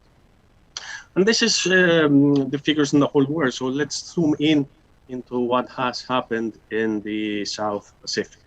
And we can see similar terms, if not bigger. No? We can see that more than 1/3 of the projects have been lost to comparable sizes. No, this is not just an illusion of this year. No, we can see the average projects, the average jobs. There has been a tremendous fall in international activity, as it was expected. And we can see here also in the South Pacific that there has been a fall, and a fall has been sustained throughout the whole year. No? So after this really daunting figures, I want to show you what I think is the economic vaccine for this. No? So the economic vaccine for COVID would be, for example, international arbitration. No? Why? Because the data speaks by itself. No? We can see here in the research that I have been constructing, and also other researchers, that arbitration increases FDI, arbitration increases trade. And here we have the figures of what has arbitration done for welfare, for economic welfare in the whole world. No? So we can summarize that in a number. No? This is a lucky number, 13%. No? The GDP would have been 30% less today if we didn't have a reasonable means of dispute mechanism for such trade. And also, this is not something which has been profited only firms or companies. So consumers have been benefit from it. So we actually have the stuff that we buy, the stuff that we import is 7% less due to the positive trade-induced effects of arbitration mechanisms. So this is a direct impact on consumers, but also producers have benefited from higher prices via selling their products abroad. So this is an important mechanism. So let me try to convince you to explain you how does this happen. This is the most important. So let's zoom in a little bit further. This is Australia. This is the Australian trading partners. This is the volume of trade. This is the distance to Australia. Australia is a very nice country. I hope I was there this year. So we can see that there is a negative relationship between distance and the volume of trade. So no surprise that New Zealand is the first trading partner, amongst the first trading partners with Australia, because it's really close. So what can you do to increase the trade with Australia? First, you can be bigger. No, you can be like the US, you can be like China. They are able to overcome this negative effect of distance. This will be the average. They are of the average, as you can see here, because they have a real economic mass. So this is the first thing. No, this is the obvious thing. No, if you are bigger, you're going to trade more. But then you can also be smarter. You can be smarter by sharing a common law with Australia. So you speak the same legal language, you speak the same economic language, and everybody can do that. Everybody can do that because we actually have a common law today, which is international arbitration. We can write a contract which specifies which law is going to apply in the contract, and that contract can be, if there is a dispute, it can be resolved in an independent court. This is by being smarter. So in today's world, you can really get closer to very far away destinations, not just by being big, but also by being smart. This is what we call in economic terms the gravity equation, no? Which will describe this economic relationship between trading partners, between investment partners. And here you have the effect of economic size, and here you have the effect of frictions, which can be natural. We're speaking about COVID, distance, history, culture, but you also could have human-made frictions, which we can simply overcome with great work that has been done by these legal mechanisms and these legal bodies. So what is international arbitration? I guess I'm not going to steal time from my colleagues. They will explain you, but it's just this private dispute settlement mechanism, which is flexible, it's confidential, and it's final. It increases the trust between parties, and it reduces the uncertainty. But the motto of the conference was de-risking. This is basically just reducing the uncertainty because you can choose the law. Basically, no? This is the beauty of arbitration. And here, the results of our investigation, our recent research in joint work with the World Bank, you can see here there's an average of 13%, but there's also a huge heterogeneity. But you can see that even the countries that gain less, they have gained a bit. And if we turn to the countries which have ratified the new convention and those who doesn't, so the green dots are the countries who have ratified the New York Convention, most of the countries. The blue dots have not ratified, those are here. But you can see that even those countries who haven't ratified the New York Convention have benefited from this trade creation. Not as much of those countries, but the effects of arbitration has spilled over the whole world. And I want just to focus here on the South Pacific. This is approximately 11 percentage points of GDP increase just by sending a signal, no? Like my former speaker friend said, no? When Timor-Leste joined, it's sending a signal that it's open for business. And it's also interesting that these figures are a little bit larger than the most developed countries like the OCDE, no? Which is, on average, it has been positive, but it has been less than the world's average. No? So it's benefiting not only advanced economies, but also developing a real interesting benefit. We can see here the consumer prices. When consumer prices go down, we have more money in our pockets, so that's positive for everyone. And again, we see the same pattern. Where has the consumer prices decreased the most? In the green dots, which are those countries who have joined the New York Convention. Also here, for example, we can check the South Pacific consumer prices change are down by 5%. So basically, if we didn't have these dispute mechanisms, the products and services that we buy that will be 5%. Would have increased by 5%.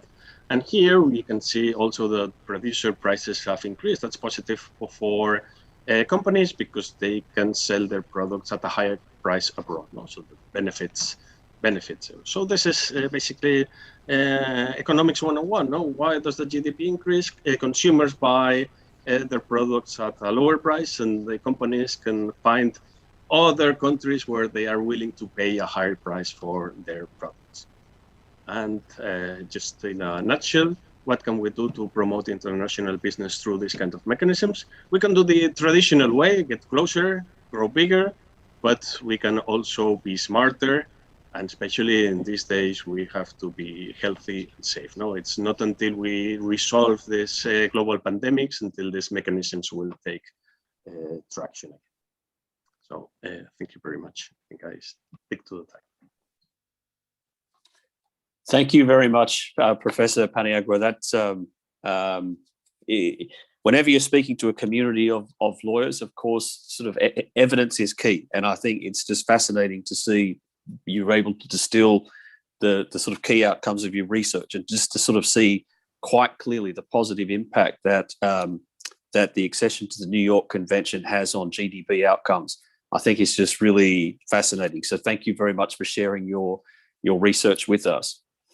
So given that we are focusing here on promoting confidence in international business, what I would like to do is to bring in Mr. Mark Russell, who, as Daniel introduced, is the Senior Commercial Officer for Australia and New Zealand with the US Department of Commerce.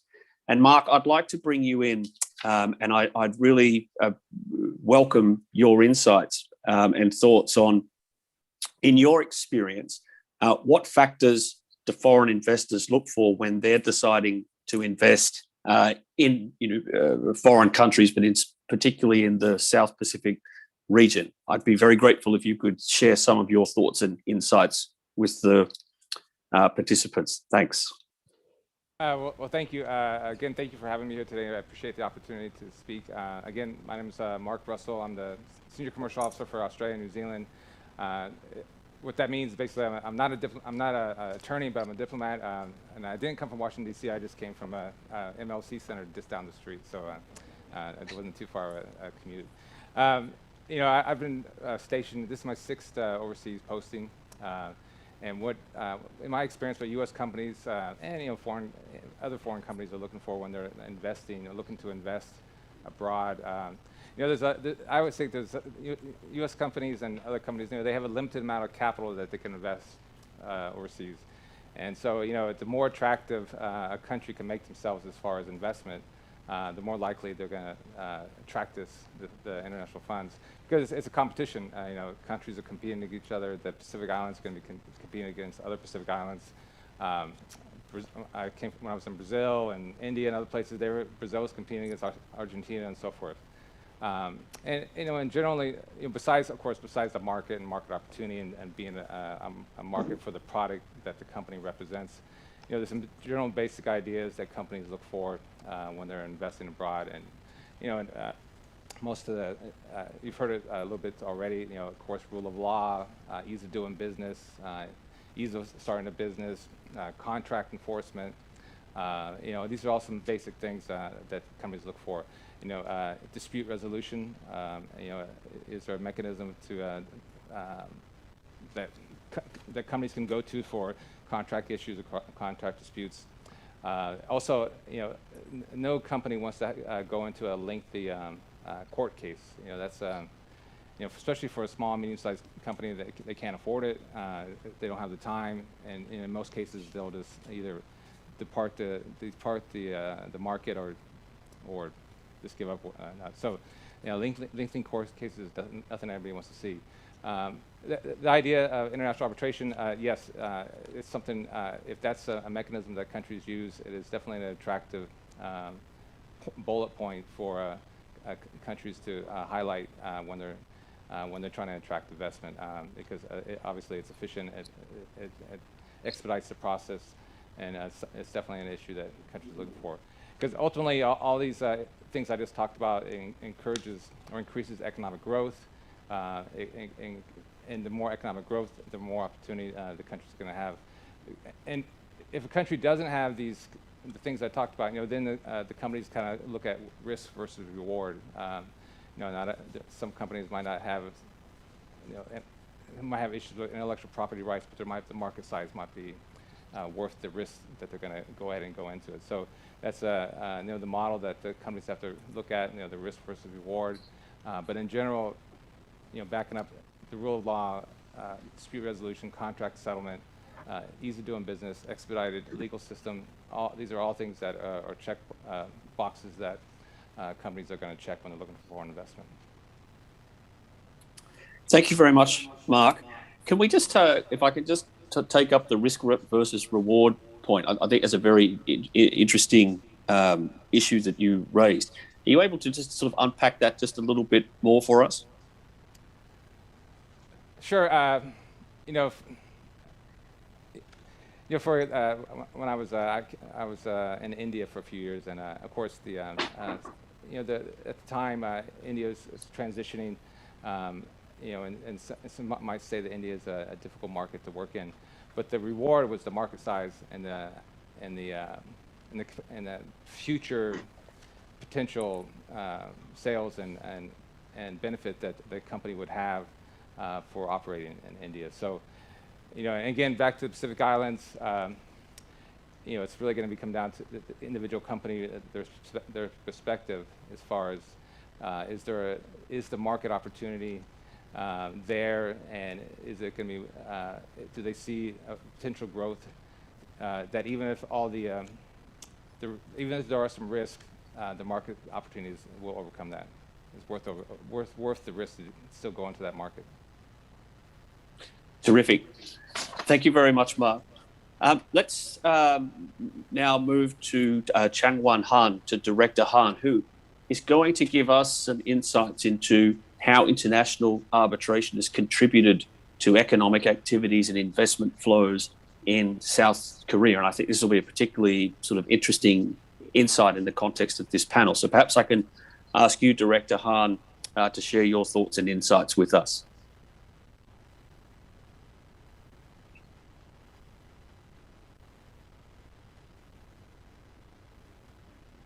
Okay, thank you for the floor, and thank you for having me today. As I do not have much time, I'll get to the point. Okay, I'll share my screen first.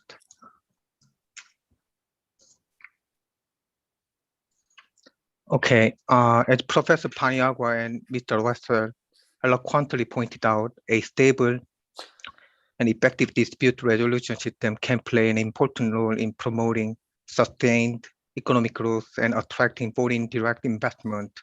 I just want to talk a little bit about Korea's experience in this regard.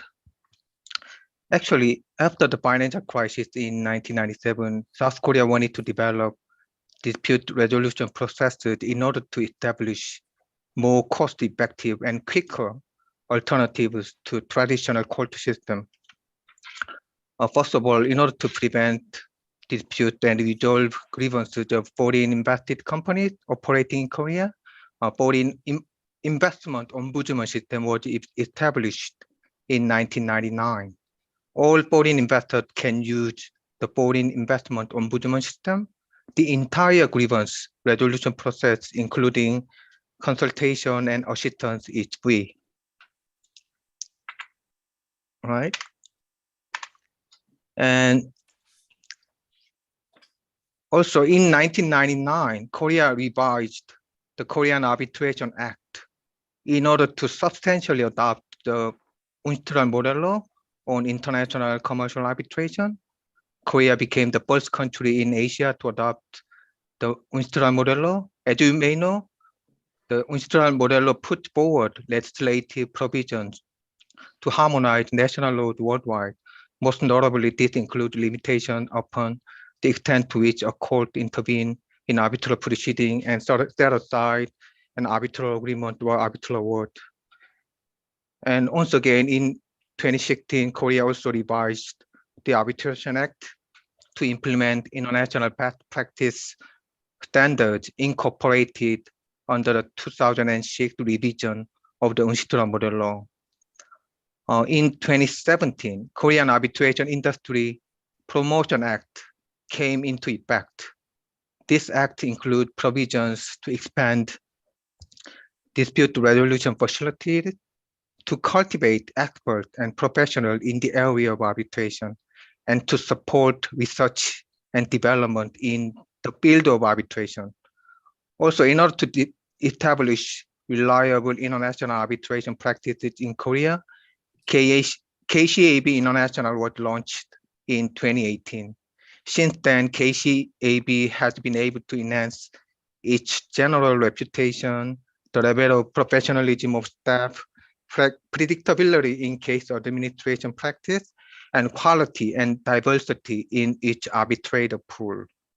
Since then, KCAB International has helped to grow arbitration industry in Korea. As you can see here on the screen, the number of arbitration cases has increased every year since the launch of KCAB International. Okay. We also have court on acts conciliation and mediation. Korea is also one of the countries which signed the Singapore Mediation Convention in 2019 because the Singapore Convention can play an important role in facilitating international commerce and provide greater assurance for businesses. South Korea is now putting in the effort to adopt and implement the convention into our domestic system. As you can see on the screen as well, we have various kinds of specialized resolution processes as well. Alternative dispute resolution system, including arbitration, South Korea had adopted and developed so far, as I mentioned earlier, has provided speed, convenience, comparatively low cost, and consensual resolution, and many other benefits. As you can see here on the screen, according to the World Bank Doing Business Report 2020, South Korea is now ranked 5th among 190 economies in the ease of doing business, especially the second in terms of enforcing contract, and the 11th when it comes to resolving insolvency. So this may show that effective legal framework, including arbitration, can improve business environment in domestic setting. Okay, I think this was my observation on this issue. Thanks. Thank you very much, Director Han. Let me now move to bring in Craig Strong, if I can. And so, as Daniel had introduced, Craig is the Chief Executive Officer for Investment Fiji. And Craig, I'm just fascinated to bring you in and to ask you, what's Fiji doing to make doing business easier in your jurisdiction, and what are you seeing in terms of the positive trajectory for Fiji, having regard to the various reforms that Fiji has sort of brought into place in the past few years? Over to you, Craig. Vinaka, Damien, and Bulbanaka, everybody from Suva. Particularly, I'd like to acknowledge the speakers that have gone before me, but with respect and acknowledging the welcome to country. So thank you, and Vinaka. And thank you for the introduction, Damien. And that's really what I wanted to talk about today, was in the Fiji context. 4 key areas: the investment reforms, our transition from an organisation to purely a trade and investment promotion agency, the dispute resolution provisions in the draft investment bill, and notwithstanding that Fiji ratified the New York Convention in 2010 and then enacted the Fiji International Arbitration Act in 2017. And noting that our Solicitor General will be talking in the next plenary, I'll probably leave him to do some deeper dive on that. But again, just following on for your question, in terms of the investment reforms, Fiji's really rolled up his sleeve and taken a pragmatic approach in driving investment reforms, particularly in the context of trying to increase the ease of doing business.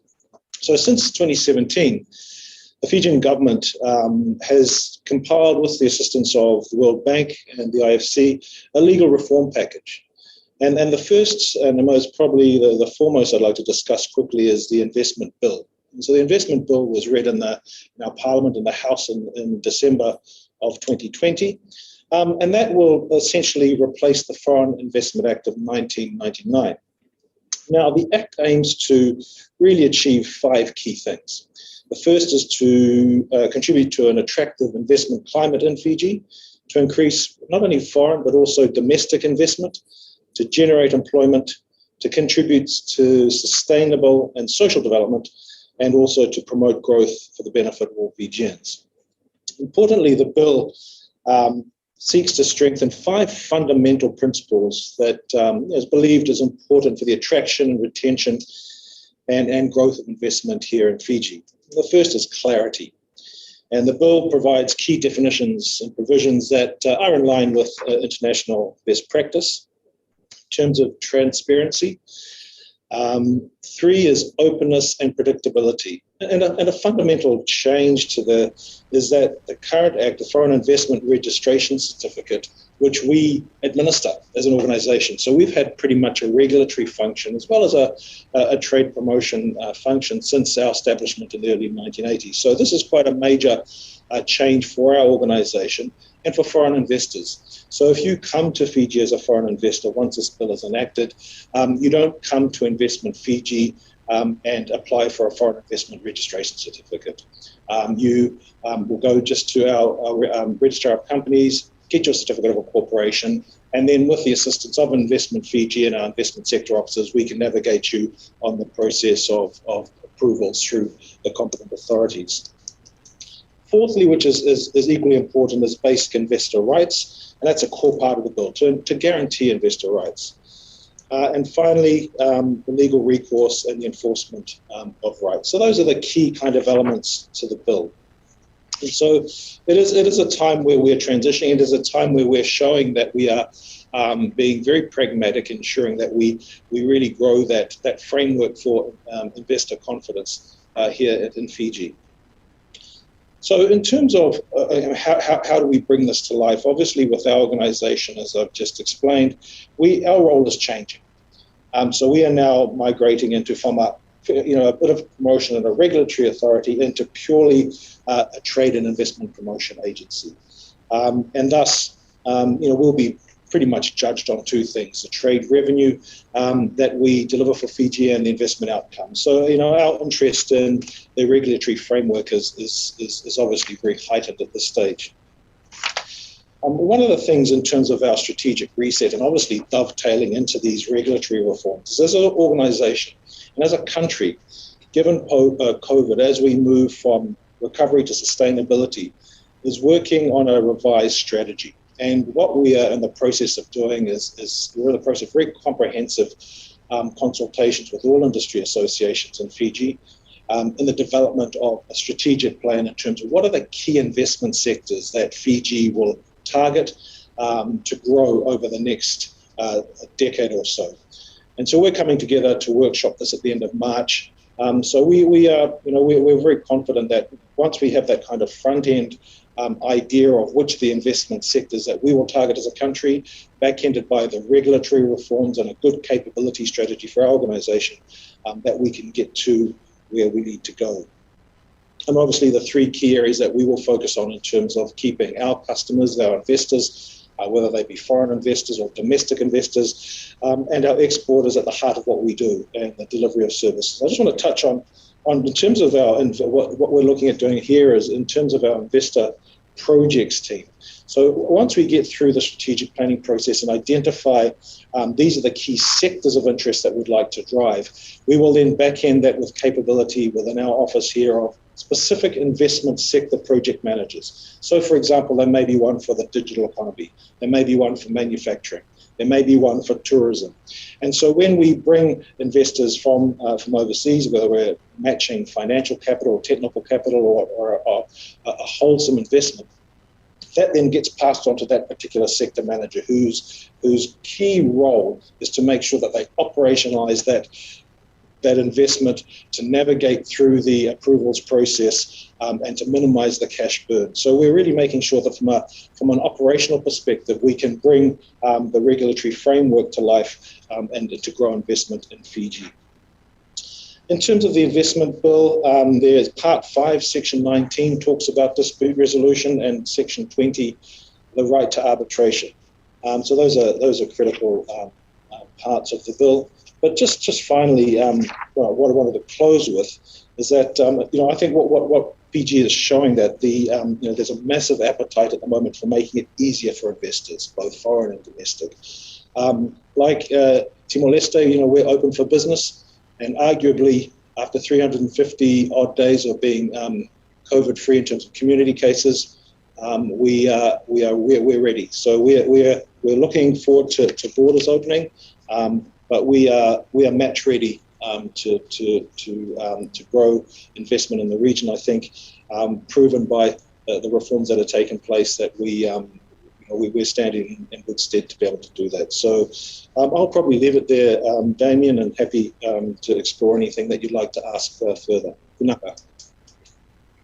Thank you very much. Thank you very much, Craig.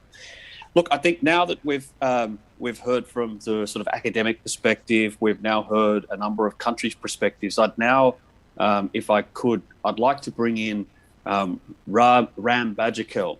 And Ram is the managing director of the FMF Foods Group, who's also joining us from Fiji today.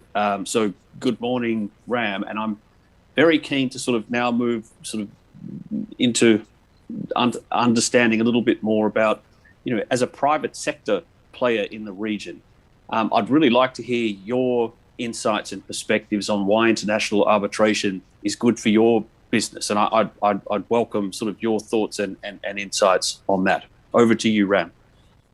Sure. Thank you, Damien, Bula, everybody, and greetings from this beautiful island country of Fiji. As a small island country, and particularly as a nation that, I think this is true for most Pacific Island countries, we are very dependent on external trade and external relations. So when you look at typically imports and exports as a percentage of our GDP, most of our countries are in the range of between 50 to 70% of our GDP. Imports is that much, and about exports accounts for about 50% of our GDP as well. So that shows us the extent of external dependence on trade. And therefore, by definition, what this means is a necessity to do business with many, many entities across different countries. Now, this compares with something like, if you take the economies of China, US, India, typically they would only be about 15 to 20% dependent on exports and imports. So for us, by definition, we need to trade in partnership with a lot of other countries. And this means that, this could be in the form of distribution arrangements, it could be in the form of joint ventures, it could be in the form of technical collaboration assistance, it could be in the form of royalties that we might be paying for use of certain licenses, franchise, technologies, and all of these have partnerships. Now, when we do this with multiple countries across multiple jurisdictions, there's always arguments about which jurisdiction we need to comply with, or which sort of laws we comply with, and having to deal with these sort of things entails a very high cost, and also the kind of legal expertise that we may not necessarily have. So this requires us, I think, to recognize that when we have disputes with partners, which are again inevitable, we need some dispute resolution mechanism that is swift, that allows us to move on very quickly, which is neutral and doesn't require us to kind of have to know the laws of multitude of countries. We always try and remind ourselves that we are here to do business. We are not here to litigate. That's not our primary focus. And we definitely want to be spending more time in the marketplace, in our factories, with our customers, rather than spending it in the corridors of the judicial system. So I think that's why international arbitration is very, very good for us. It's something that we look forward to. And in terms of why it's attractive, the first thing that we really look at is, I think it gives us some clarity in terms of the choice of arbitrator. Sometimes that's very difficult to negotiate amongst parties and it's happened to us in 2010 when we had a dispute that we were seeking to resolve. We first went through a process of mediation. Mind you, that would actually be the first thing that we would love. But if we don't get past resolution in mediation, arbitration would be the next. And we actually struggled to even agree and settle on an arbitrator, and the whole thing hung because it took us months to try and negotiate between the parties about who was going to be the arbitrator. Luckily, wiser sense prevailed, and both parties agreed to resolve the dispute on our own rather than take it to arbitration. But if it were, then I think a mechanism like this gives us a place where we can get neutral arbitrators, and these would be again, subject matter experts, with no disrespect to the legal professionals in this forum. I think sometimes when you have subject matter experts, they are able to see the finer side of the business things and are able to resolve the issue much faster. Undoubtedly, cost is a major factor that we would look at about why arbitration would help, because it's not only much quicker, it costs us much less as well. And another attractive feature is the fact that it's definitive and binding. I think when it's binding, you know that it's not going to go into an appellate process, and it's not going to get protracted and delayed. So I think that's something that we really find very attractive. There's be the enforceability. That's something that's again very attractive, because we've had one particular instance where we got into a legal dispute in 2009. We're in 2021 and we still haven't resolved that. It's been going on. In 2017, there was a settlement. The parties agreed to settle it, and then they went back on their word. So 2021, 4 years later, we're still trying to get that enforced. Now, these sort of things with an international arbitration and the enforcement mechanism, once the countries pass it into law, I think there's a far higher possibility of resolving these things much faster than present mechanisms.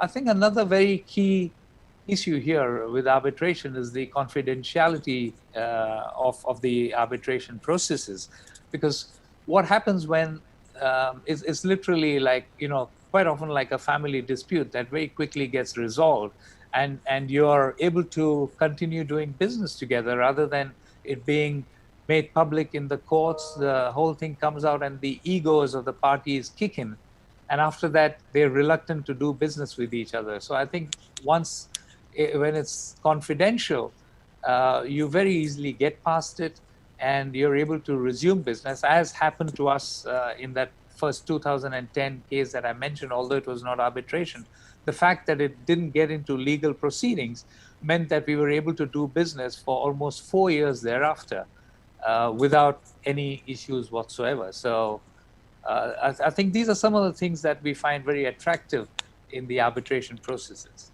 Thank you, Damien. Very good. Thank you so much, Ram. Very much appreciate your insights and what arbitration means and the effective role it plays for you. Let me now turn to my dear colleague, Lotte Jus-Sabel. And Lotte, perhaps as we sort of bring all of this together, as we've sort of heard from our various contributors, perhaps I could ask you just to sort of for you to share your insights and thoughts on how you see foreign direct investment as a tool for the Pacific economies to spur their own economic growth, and what ADB is doing to contribute to those efforts. Lotte? Thank you, Damien, and it's a great pleasure to be here, and it's nice to be here in person too. And also appreciate listening to my fellow colleagues here on the panel. I'll pick up a few of these comments in my notes as well.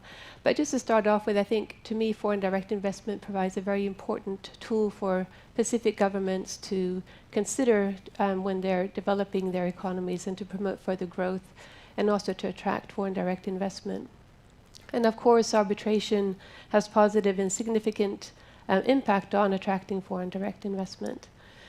And I'd also like to mention that there are a lot of, as Jordi mentioned, there are many positive effects of FDI, and these include skills, technology transfer, employment, increased access to capital, economic diversification, and also improved standards of domestic or of corporate governance. But of course, many of these foreign direct investment is not always well realized in many countries, including in the Pacific. And one contributing factor to this are weak business enabling environments. And these can lead to increased costs, reduced productivity, and also increased policies that can hamper foreign direct investment. And at ADB, we have as a core mandate to promote a prosperous, inclusive, and sustainable Asia-Pacific, and including to eradicate extreme poverty. And with this in mind, more and more responsible and well-managed foreign direct investment is something that we emphasize in our pursuit of this mandate. And we have several different avenues for addressing this. We have the public sector window, our public sector operations, where we provide policy and implementation support to countries, including in the Pacific. And this includes support to strengthen business environments and improve domestic competition.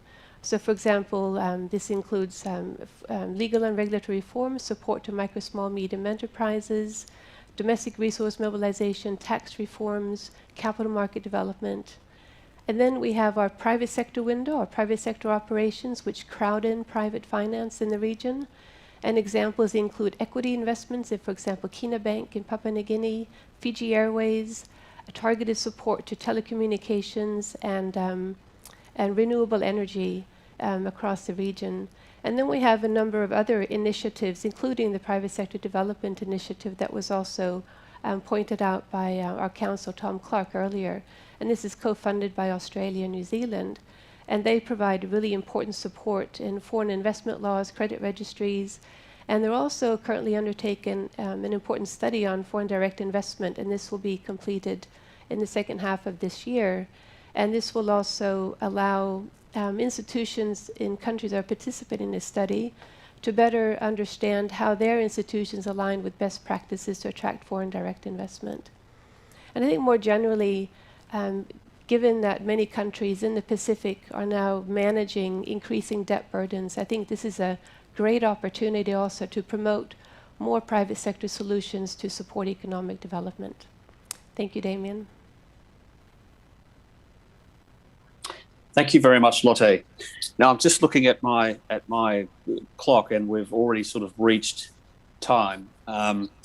So I think let me take this opportunity to sort of thank our panelists this morning. I mean, this has really been a sort of fascinating discussion. It's always wonderful to sort of hear Professor Jordi's research, and also to hear the insights from those who advise others with respect to foreign investment activities, hearing the country perspectives, and also hearing from RAM as to sort of how international arbitration framework directly benefits his business, and also from Lotte to hear sort of what ADB is doing to promote foreign direct investment in the region.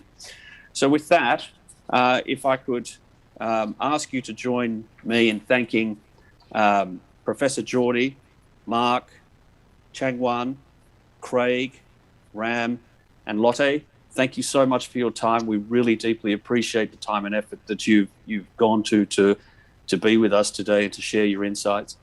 And with that, Daniel, I'll hand back to you.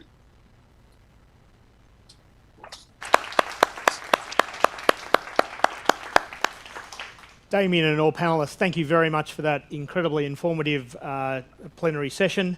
We thank you for your time. We thank particularly Jordi for staying up till midnight in Valencia.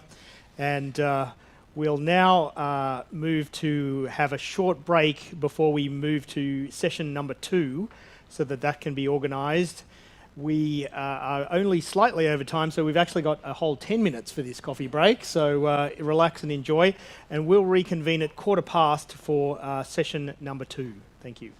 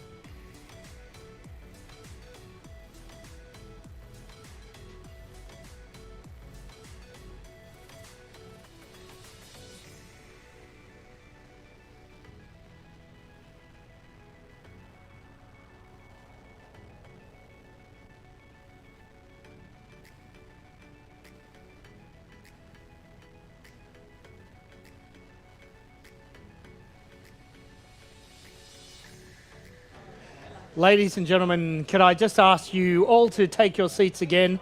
We're going to be live.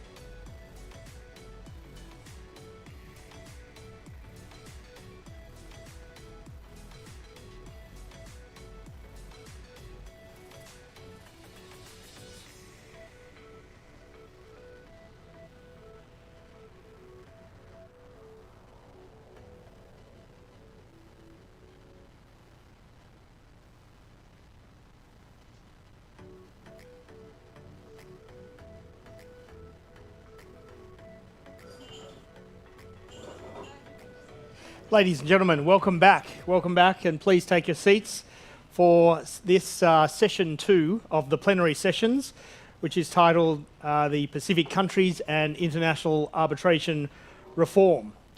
We're running exactly to time, and we have logging in now all our panelists and speakers. Our speakers are, and I welcome them all, the Honourable Tatufu Toma Mokai, Minister of Trade and Economic Development of Tonga, the Honourable Caleb Uduai, Minister of Finance from Palau, Dr. Eric Kwa, Attorney General, Department of Justice and Attorney General, Papua New Guinea, Dr. Manuel Carres da Costa, Minister of Justice from Timor-Leste, Christina Park, Principal Counsel, Team Leader, Law and Policy Reform ADB, and the Team Leader on this particular reform.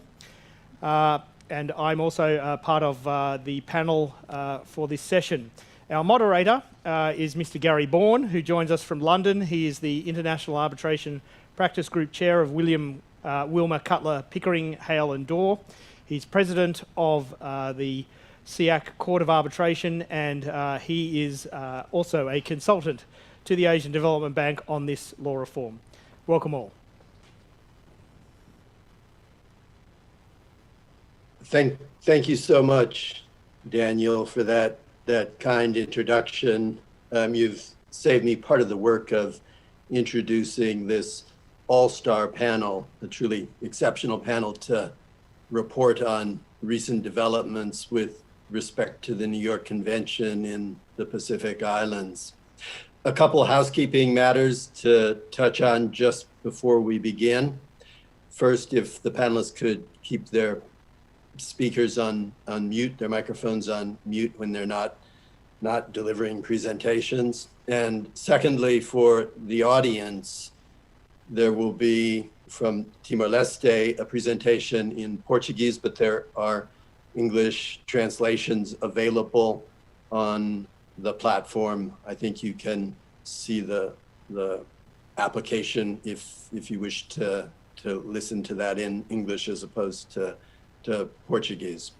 I'd like to begin by thanking ADB and all of you, both for the invitation and also for attending today. It's a great privilege. It's an honor to be able to discuss a topic that is so important to the region, so important to the world. Let me say a few introductory remarks about our topic, the New York Convention, before we turn to the substance of this session, turn to the country reports, the developments, the very important developments that have occurred in the region over the past several years, in significant part because of the assistance, the technical assistance of ADB. We all are familiar with the importance in international trade and international investment, cross-border investment, of international arbitration. Unless there's a reliable, a secure means of dispute resolution, then businesses won't trade with each other. They won't invest in foreign jurisdictions. businesses have, both in Asia, in the Pacific, and elsewhere all around the world, looked for decades now, centuries indeed, to international arbitration as the most reliable means of resolving their cross-border business disputes. Hopefully those disputes never arise, but if they do, arbitration provides, in the view of most businesses, the least bad way to resolve those disputes. It's in large part because what some have called the 5 E's of international arbitration, which I think today we can extend to 6 E's. Those 5 E's are that international arbitration is more efficient and more expeditious than the alternatives. For similar reasons, it's also more expert, and particularly in international matters, it is more even-handed. The 5th of those E's is that, again, in international arbitration, in international matters, arbitration is more enforceable, in part because of the New York Convention, as we'll see in the course of this session. And finally, the most recent E to join the 5 that we've just considered is that international arbitration is more electronic than the alternatives. This conference, held virtually, is a good example. Let me say just a very short word about each one of those E's. International arbitration is both more efficient and more expeditious because its procedures are tailored to particular disputes. They're not, as with many national courts civil procedure rules, one-size-fits-all rules that are imposed upon the parties, taken off the shelf for every dispute. Rather, parties using their procedural autonomy, tribunals using their procedural discretion, can tailor procedures in individual disputes to what best suits the parties for an efficient and expeditious resolution of that dispute. Many arbitral institutions, like the Singapore International Arbitration Center, like the ICC, have also developed fast-track procedural rules to ensure that smaller value disputes are resolved exceptionally quickly. For some of the same reasons, our international arbitration is more expert. The parties select the tribunal. They know best what their dispute concerns, what types of expertise are important. After a dispute arises, parties can select the arbitral tribunal, taking into account the subject matter of their dispute, the applicable laws, the languages that are involved in the particular dispute. Rather than having a national court judge who may speak only one language, the wrong language for a particular dispute, and who sadly must decide every conceivable type of dispute, from criminal to tax to administrative law to constitutional law disputes, as well as just possibly the commercial law disputes that the parties bring to her or to him. The arbitral tribunal can be selected based upon the subject matter of a particular dispute. International arbitration is more even-handed in that you have a tribunal that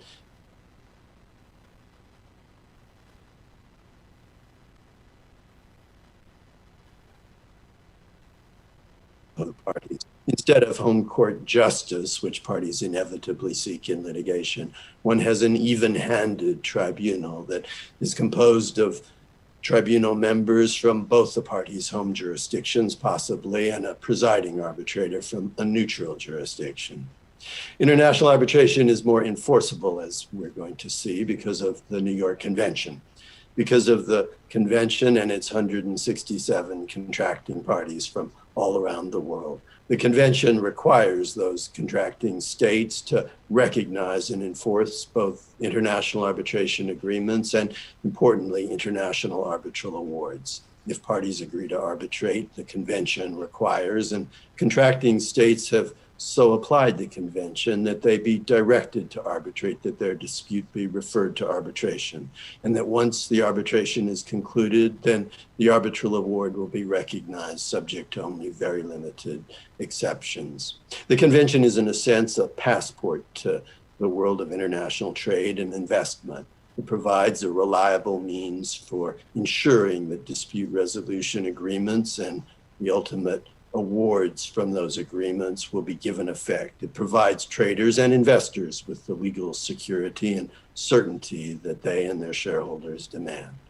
And finally, international arbitration is more electronic. In the age of COVID-19, when in-person hearings, at least in many countries, are not possible or not realistically practicable. International arbitration has moved to platforms like these every day. Zoom hearings or WebEx hearings are conducted remotely, allowing parties to resolve their disputes just as efficiently, arguably more efficiently than before COVID-19 struck. And so for all those 6 reasons, the 6 E's, businesses demand international arbitration as a requirement, a condition to trading on equal terms, to investing on reasonable terms in order to obtain security for their investments and for their trading practices. Thankfully, the countries in the South Pacific have over the last 5 years begun to accede to the New York Convention, to ratify the convention, as well as to adopt the UNCITRAL model law. What we're going to do in this session, the heart, the substance of this session, is to hear from each of the various participants that Daniel referred to about the actions that they've taken, the measures that their respective states have adopted with regard to the New York Convention and the UNCITRAL model law. It's been my privilege to introduce an all-star panel. And if we could begin with Papua New Guinea, with Dr. Eric Kwa, the Attorney General of Papua New Guinea, to describe for us what has happened with respect to PNG's accession to the New York Convention. And after that, we'll turn to Palau.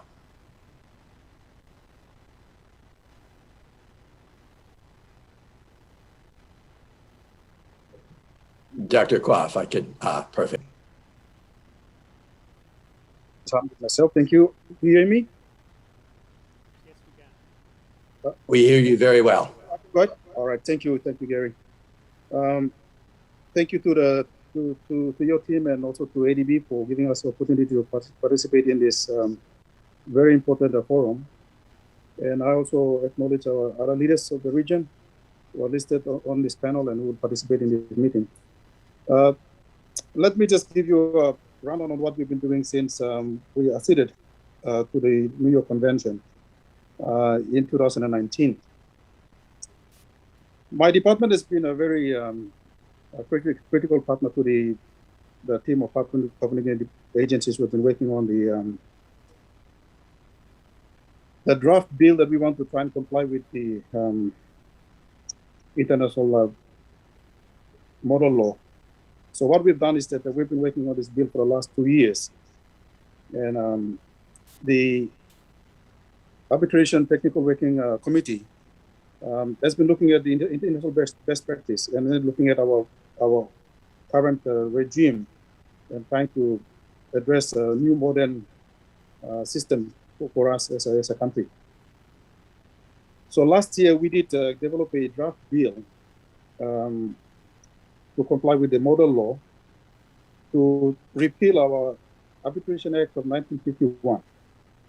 That is the existing legislative framework on arbitration in Papua New Guinea. As you can see from the date, it's the year it's 1951, and so that's pretty old. And that was a law that was in place before Papua New Guinea became independent in 1975. And so, as you can appreciate, the act is outdated and requires a lot of work to overhaul it. And as you can also realize, it predates the United Nations Convention on the Recognition and Enforcement of Foreign Arbitration Awards. That's a New York Convention, and so it's not consistent with international best practice. So there are no arbitration institutions to support arbitration seated in PNG, and therefore we require parties to resolve the dispute by foreign arbitration institution.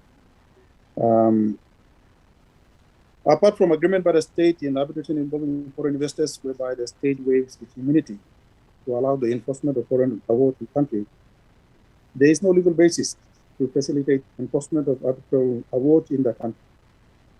And so what we're trying to do is that in the bill, we would like to provide an update legislative framework for arbitration in PNG by introducing mechanisms that, amongst other things, facilitates the recognition and enforcement of arbitral awards and address other limitations identified with the existing arbitration framework, as I said, that goes back to 1951. So our bill has four overriding objectives and purposes. These include to encourage the use of arbitration as a method of resolving disputes. 2, to facilitate international trade and commerce by encouraging the use of arbitration. 3, promote consistency between PNG's arbitration regime and international best practices contained under the UNECRAL model law, and facilitate the recognition and enforcement of arbitration agreements and awards. This is very important to PNG because we have a lot of foreign investors who have invested in this country, and they would like to be encouraged and be given confidence that if they're able to take us to the international tribunal, we can be able to facilitate the enforcement of the arbitration agreements. We also want to ensure that the bill gives effect to the New York Convention. So on a broader perspective, the bill embodies a strong commercial arbitration framework that will boost investor confidence. The bill will also reform the regulation of arbitration within PNG and enhance it to conform to the UNECRAL model law that addresses and provides a framework for domestic and international arbitration that is harmonized with international law and standards. Now, in terms of PNG's accession to the New York Convention, as I said, we did accede to the New York Convention on the 17th of July 2019. And so the proposed arbitration bill of 2021 is drafted to satisfy the treaty ratification requirements, which are clearly outlined in the Constitution of Papua New Guinea under Section 17. That there is to be an act of parliament in place to give effect to international treaties to which PNG has become a party. And so because we became a party on the 17th of July 2019, since then we've been developing this bill to ensure that we domesticate the New York Convention. This will enable PNG to join the global arbitration community and further enhance PNG's effectiveness as an investment destination. As with other jurisdictions, PNG's arbitration bill also incorporates the provisions of the model law and makes some adjustments to suit PNG's context.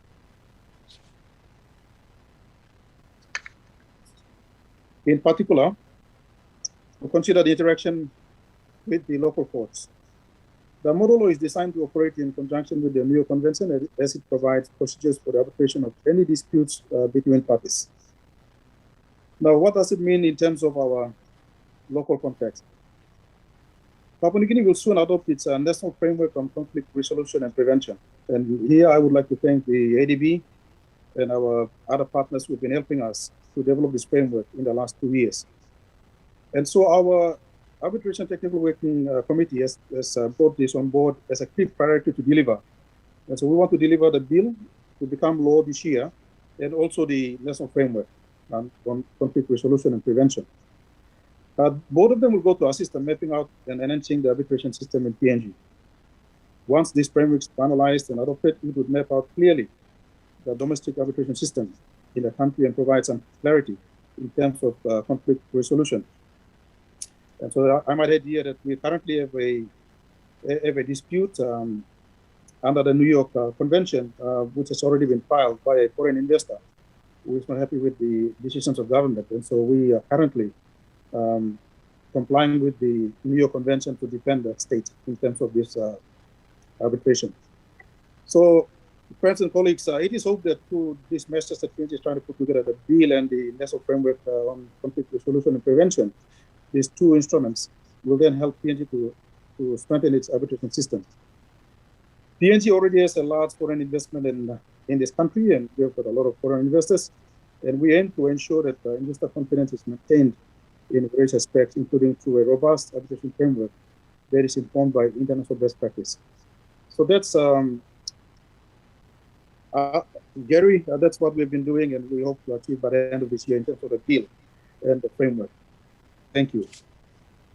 Thank you so much, Mr. Attorney General. That was extremely clear, extremely comprehensive, and I think of enormous interest to our audience.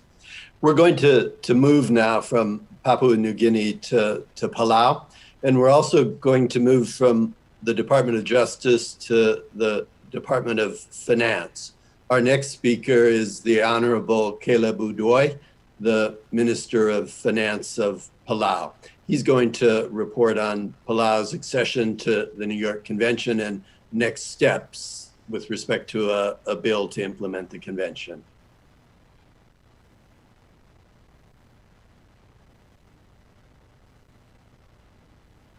Good. Thank you, Gary and Ali, and good morning to everyone at this year's conference. I'd like to recognize first Senior Legal Counsel with the Office of the President, who's been instrumental in helping us work on the session, as well as the bill for international arbitration that we've submitted to Congress. He's joining us today from Palau, sitting to my right. I also want to thank the Asian Development Bank, UNCITRAL, previous conference hosts, Gary Bourne, Daniel Meltz, and Christina Pox, specifically for all of their help in getting us to where we are today. I'd like to report to you first on our session to the New York Convention, the status of the International Arbitration Bill that will implement the New York Convention, and some comments on next steps, what this means for business and investments in Palau. So this is the third conference on international commercial arbitration that we have participated in. I'm happy to say that Palau was the 163rd country to adhere to the New York Convention on March 31 of last year. The convention entered into force in Palau on June 29 of last year as well, 90 days after the deposit of the instrument of accession.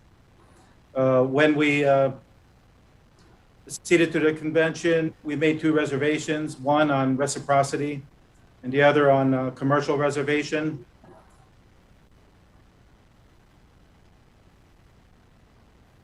And unfortunately, we were trying to fast track this process. We had a bill ready, and we're not able to submit that to Congress because of the pandemic. So as of today, we have a bill submitted to Congress earlier this month on March 10th to implement the convention. Prior to the arbitration bill, Palau did not have an arbitration law in place. We did not have a legal framework for supervising arbitration. We did have several passing references to arbitration in some legislation, but no statutory provision dealing with arbitration proceedings in Palau.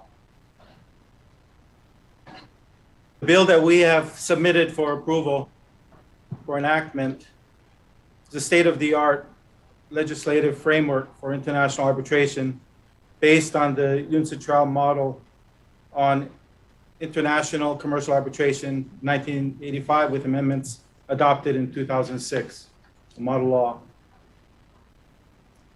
It implements Palau's obligations under the New York Convention and provides a modern legal framework for arbitrations in Palau. First, Article 12 of Part 3 of our bill obliges courts in Palau to refer parties to arbitration. Article 22 provides that the arbitration tribunal may rule on its own jurisdiction, and an arbitration clause that forms part of a contract is separable from other terms of that contract. And third, the arbitration bill also contains provisions on the granting and enforcement of interim measures. So these are well-established international arbitration principles, but we've also adopted some of the international best practices. First, inclusion of an emergency arbitrator in the definition of an arbitral tribunal. Second, provision that guarantees expressly the confidentiality of the arbitration proceedings subject to defined exceptions. Third, the inclusion of a provision that expressly deals with the liability and immunity of arbitrators, appointing authorities, and arbitral institutions. Fourth, the inclusion of a provision on representation in arbitral proceedings. And this is in line with prevailing trend of recognizing parties' freedom to choose their representatives in international arbitration proceedings.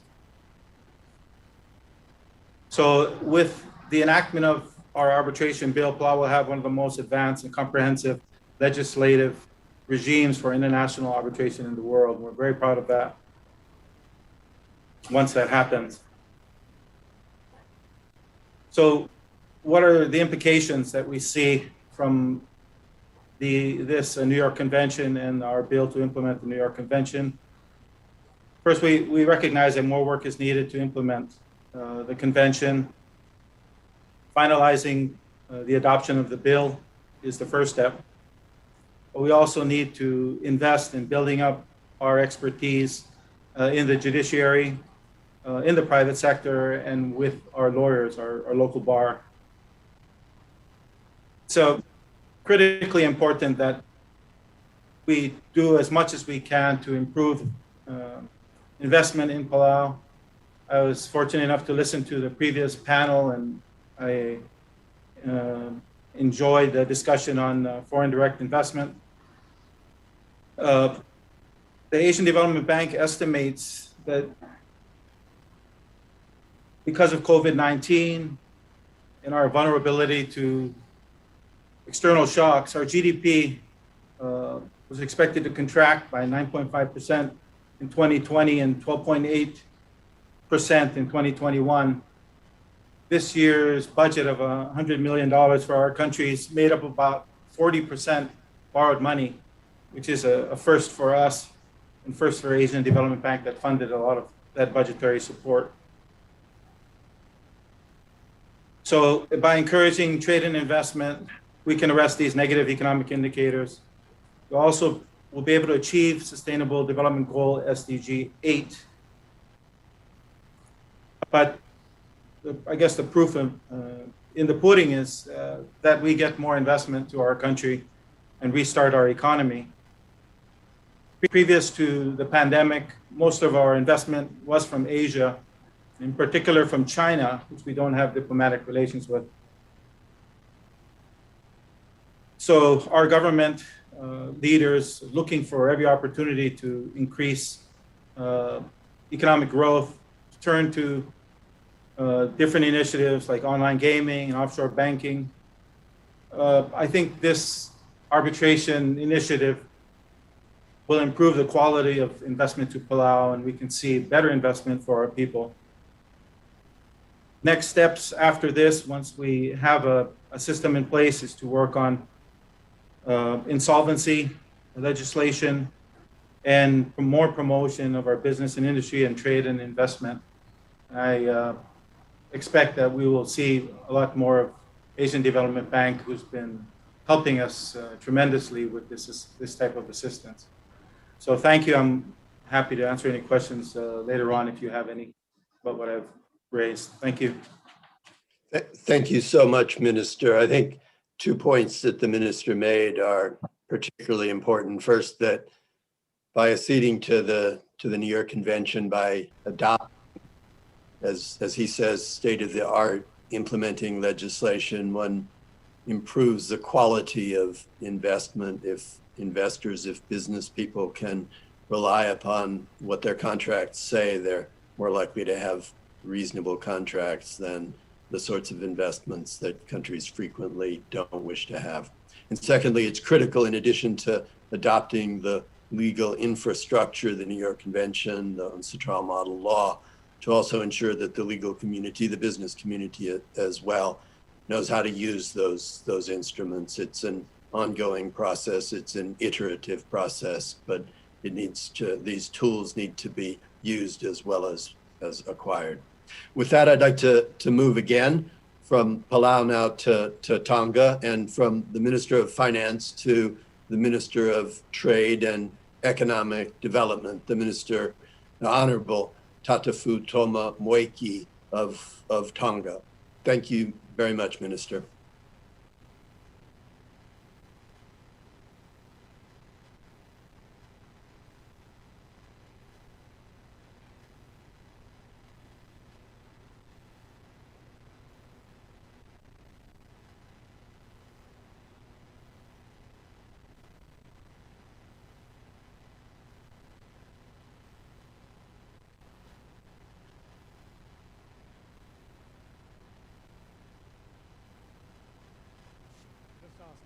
Work on the audio for that for a moment. We've got the slides up, which is good. If we could just get some audio, if it's possible to unmute Minister.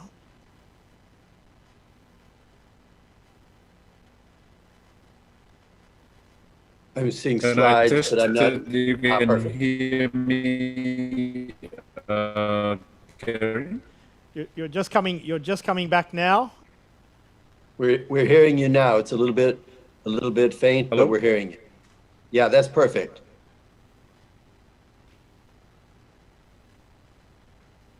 We hear you now.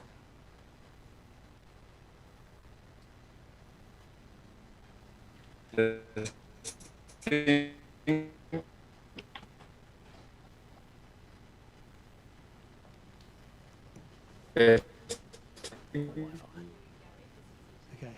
Gary, can we go back to you because there's poor Wi-Fi reception at the moment from Tonga, I'm afraid. Yes, perhaps from past experience with these sorts of things, if we didn't screen share and simply did audio, we might be able to hear from Tonga in the order that we had planned.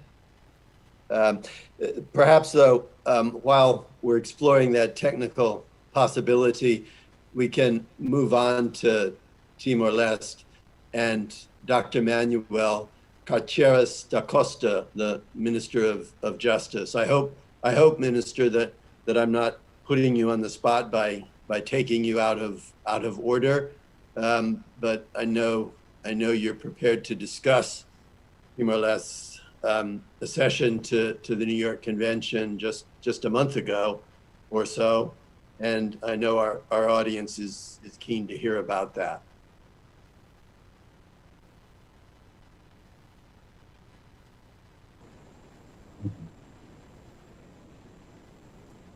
Gary, hear me?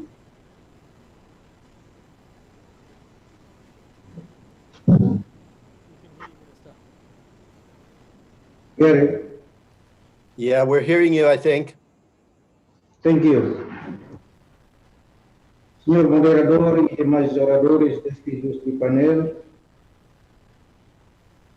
distintos convidados, senhoras e senhores.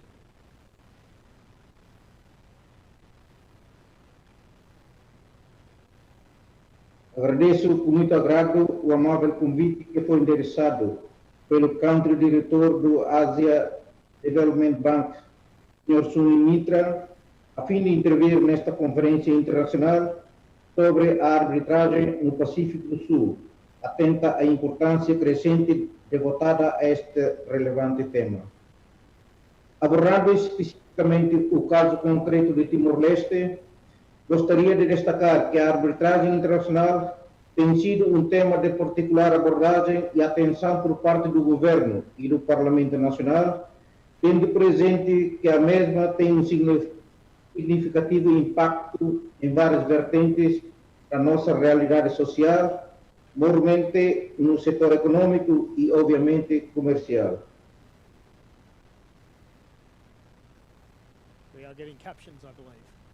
Por essa razão, a arbitragem internacional, enquanto mecanismo alternativo de resolução de litígios, assume uma relevância crescente na sociedade odierna, na medida em que o universo da resolução dos litígios não pode e nem deve esgotar-se no sistema estatal de aversão da justiça. Cremos, pois, que se a figura decisiva a concessão do quadro legal que permita regular o recurso a esta via alternativa de resolução de disputas. No dia 2 de fevereiro do ano em curso, o Parlamento Nacional Timorense aprovou a adesão de Timor-Leste à Convenção de Nova Iorque de 1958 sobre o reconhecimento e execução de sentenças arbitrais estrangeiras. No dia 12 do mesmo mês, esse órgão legiferante aprovou com um número de votos bastante expressivo o regime jurídico da arbitragem voluntária. O aludido regime oferecerá a todos os cidadãos um serviço jurisdicional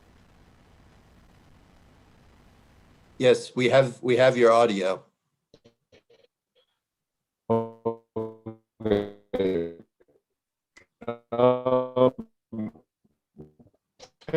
you very much.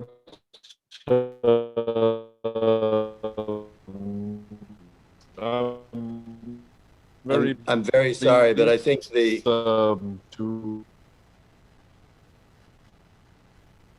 the audio isn't working.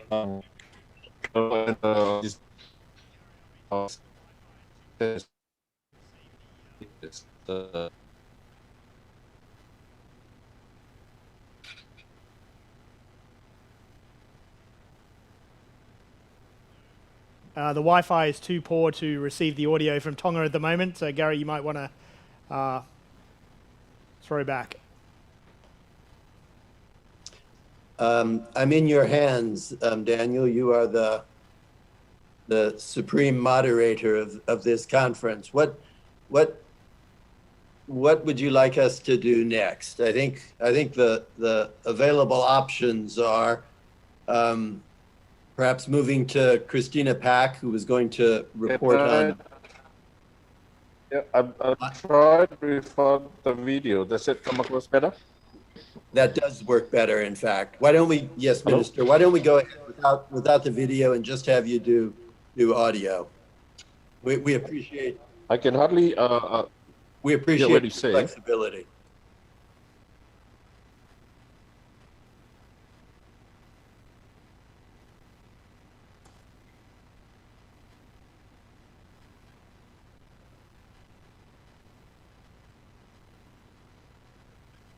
I'm very sorry, Minister, but we seem to have lost you again.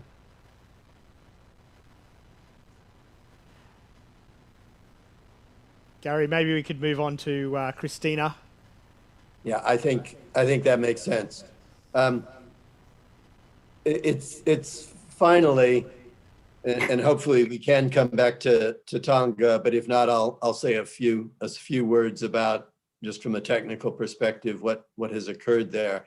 But it's my distinct pleasure and honor to be able to introduce Christina Pack. In many ways, the ADB initiative in the Pacific Islands was her brainchild, and it was her leadership and inspiration that provided the foundation for a lot of the work that has been referred to.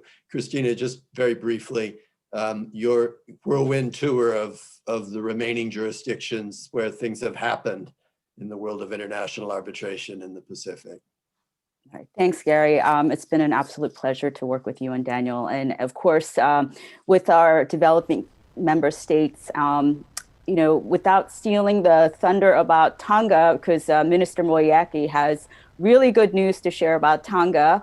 So I will leave that update till later. Hopefully he could still connect. But, a lot has happened since we started this reform in 2017. And, you've heard about the good progress in PNG, in Palau, also Tonga, and of course, Fiji.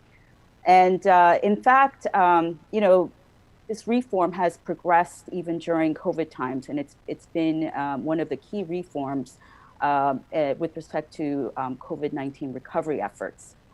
And one note that I do have to say is that state-of-the-art arbitration laws, in the Pacific, I have to say, the Pacific has leapfrogged, and essentially it has one of the most advanced international arbitration legal regimes in the world. And that's starting with the Fiji International Arbitration Act that was enacted in 2017. But also the Palau Bill, as Minister Khalid has pointed out, it is a state-of-the-art piece of law, and as well as Tonga, which perhaps maybe I can just, I'm not sure if Minister Moyaki can say it, but Tonga acceded to the New York Convention in June last year during the height of COVID, and in fact has now a brand new International Arbitration Act as of last year, and it is state of the art. But with respect to remaining countries, you know, a lot of progress has been made, but there are still many remaining countries without an effective legal framework to resolve cross-border commercial disputes through international arbitration. For example, Samoa, Solomon Islands, Vanuatu, and among other Pacific countries. It is critical for the South Pacific countries and Timor-Leste to continue with this important reform, because in the Pacific, FDI still contributes to a higher proportion of their economies. And of course, with FDI comes jobs and many other benefits. And it is also critical to private sector growth, which also brings many benefits. So as well as this, you know, international arbitration it's important to meet the demands of the infrastructure demands, as well as growing the export and tourism sectors. And as mentioned by many experts, it has a major role to play in the post-COVID-19 recovery efforts. And you know, maybe some of you have tuned in to our plenary session 1, when you know, Professor Jordy basically talked about what Pacific countries should be doing, is that they should be getting closer, and they should be getting rid of the human-made frictions, and provide a better contractual environment through international arbitration to help their economies grow. And that's in addition to really continuing other reform efforts to improve the overall business climate in the region. So in our last session 4, ADB will be conducting consultations along with our Pacific Private Sector Development Initiative to see how we can progress this international arbitration reform further in the Pacific region, and answer any questions that you know, the audience, governments, other parties may have. So please join our last session if you'd like to find out more. Thanks, Gary. I'll hand it back to you. Thanks so much, Christina. And I also bring news from Minister Moeki, who has very kindly agreed to share his PowerPoint presentation, which unfortunately the Wi-Fi issues didn't let us see in real time. But for those of you who are interested, it will be available from the sponsors of the conference. Minister Moeki was going to explain that Tonga ceded to the convention in June of last year, the 12th of June, with the convention entering into force for Tonga in September of last year, 90 days after the deposit of its instrument of accession. And as Christina mentioned very briefly, the Tonga International Arbitration Act, which implements Tonga's obligations under the convention, was gazetted and is effective as of January 3rd of this year. And it is truly a state-of-the-art piece of legislation. It builds on it. It implements much of the 2006 version of the model law, but it also adds some best practices features adopted by other jurisdictions around the world. It really is state of the art. And I think handing it back to you at this point, Daniel, I think one of the key things is a point that Minister Uduai made in his remarks. Again, it is ensuring that the local bar, the local business community, in-house lawyers, external lawyers have the training capacity to make the most of these various instruments, which have been adopted by all the hard work of the men and women you've heard from in the last hour or so. Thank you, Gary. Yes, one of the things that is top of mind is really how each of these countries will benefit once accession and then implementation occurs. And the ADB has been very careful in this regard to ensure that a lot of emphasis has been placed on capacity building. So some of the things that we've undertaken is capacity building of business capacity building of lawyers, and also capacity building of judges. You've heard today that Fiji was one of the first countries to undertake the implementing legislation. It did so very quickly. It had already exceeded in 2010, but in the course of really several months in 2017, it enacted its legislation. We conducted training at all levels, and I'm pleased to report already in Fiji there is significant activity in international arbitration. Not only is that reflected in some of the cases in the courts, there have already been some judgments, but a number of clearly arbitration clauses have already entered into commercial contracts, and you heard earlier from Fijian Business how that's occurred.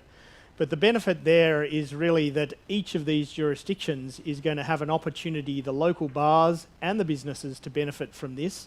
The bars, particularly the lawyers, in terms of advising on the arbitration clauses to start with, then advising on the disputes, and hopefully in the long term to be developing their own arbitration bars so that we have appointees from the South Pacific who will sit as arbitrators and be able to have a common pool potentially in the South Pacific region of qualified individuals who will be able to sit as arbitrator.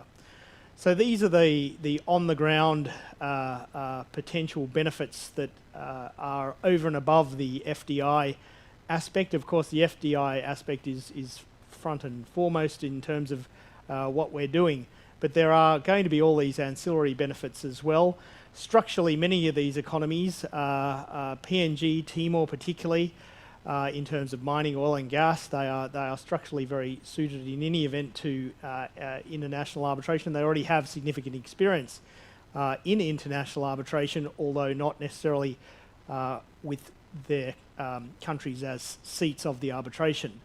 But other countries as well, Palau we heard from, very heavily dependent on tourism, a country of about 20,000 people, but can swell to another 100,000 to 150,000 tourists in any particular year. So again, they have a very strong construction sector and other business sectors which will benefit from this. So in summary, I just want to say that really the capacity building will be critical, that even though some of these countries will start from a zero base of no cases, having had no arbitration laws, it will be very quick to build these up, because arbitration, international arbitration, has become the key dispute resolution process for business when we're dealing with foreign parties. And in that regard, this reform hopefully will bear fruit for all these nations in years to come. So I want to thank everybody, and I'll hand back to Gary, because I am the last speaker and I'm literally, and if you'll excuse the pun, eating into your lunch. So Gary, I'll hand back to you. I'm not going to stand between the delegates and lunch, not even remotely. I do think it's important, though, that I thank all of the panelists. I think it was a whirlwind tour of a very, very wide geography and very diverse legal systems. But I think I at least learned a lot, and look forward to the coming panels as well. I'd like to thank again the audience, but in particular, I'd like to thank each one of the panelists personally. Thank you all, and I think you're released now for our lunch break. Thanks again.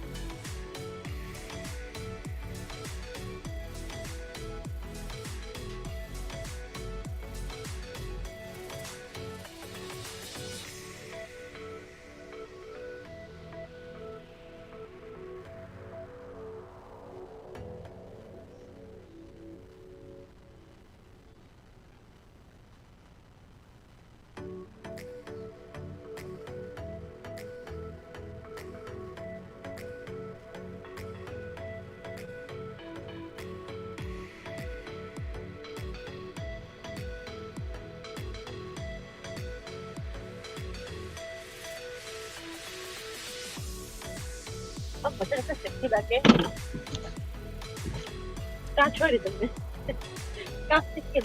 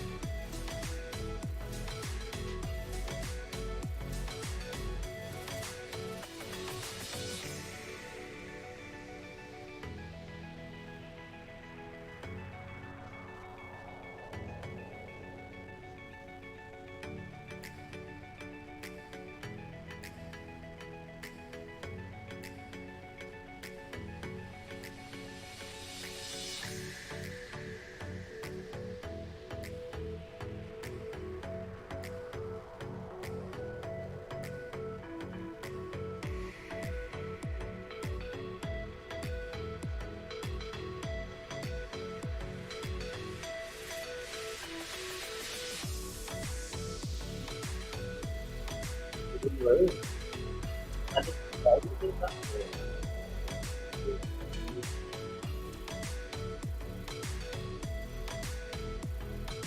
nggak bicara kan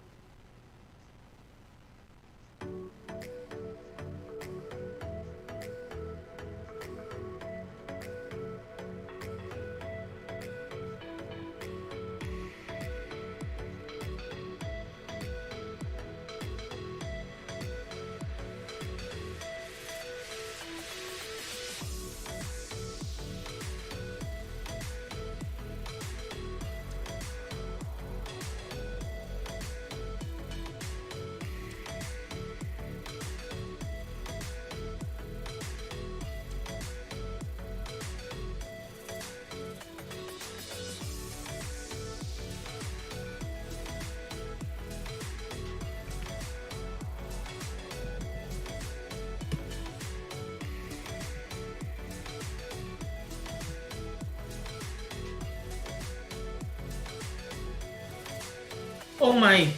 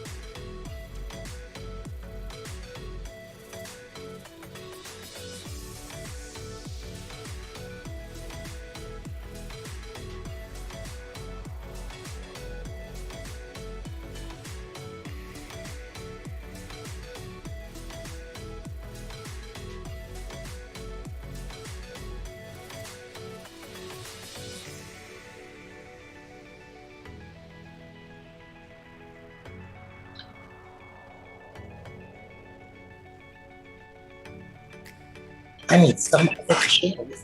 Oh, what? Is there a push-up or something?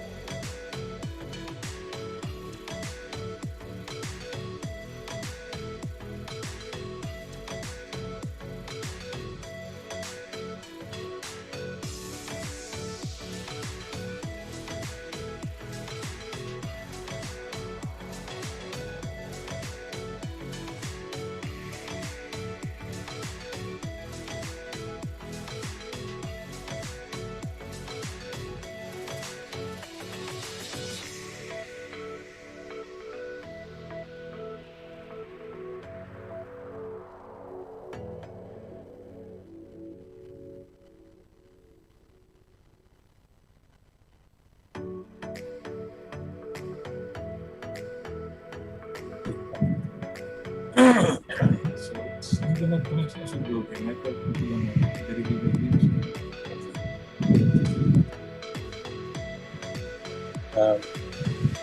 Not sure. Yeah, the laptop. That's fine. Just when it's off, I just put it over.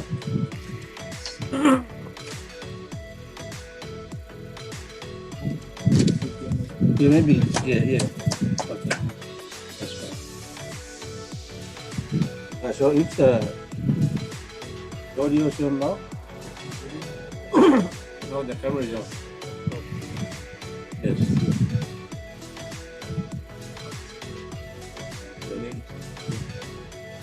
So when the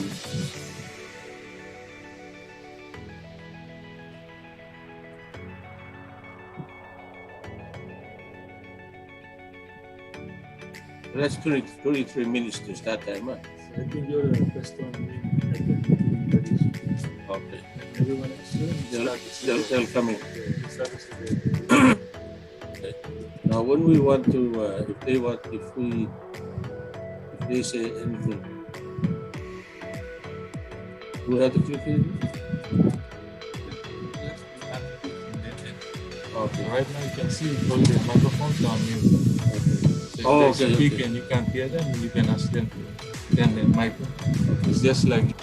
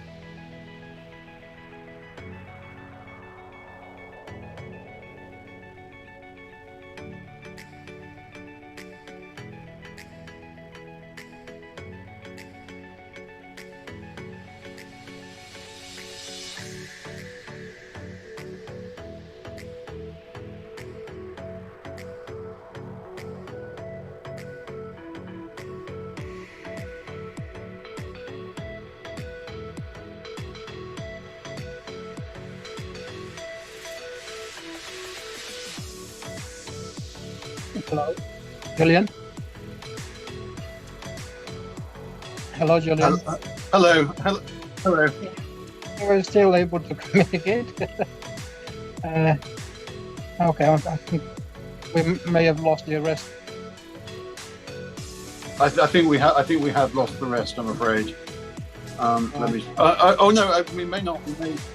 I'm still here, but Excellent. Just hang in there and see how we go. We can re-enable the rooms for. We can re-enable the rooms for the judges. Hold on, please. Yes. Thank you. Thank you. Hello, Julian. How are you? I'm very well, thank you. Hello, Mr. Justice Hassan. How are you? I very much.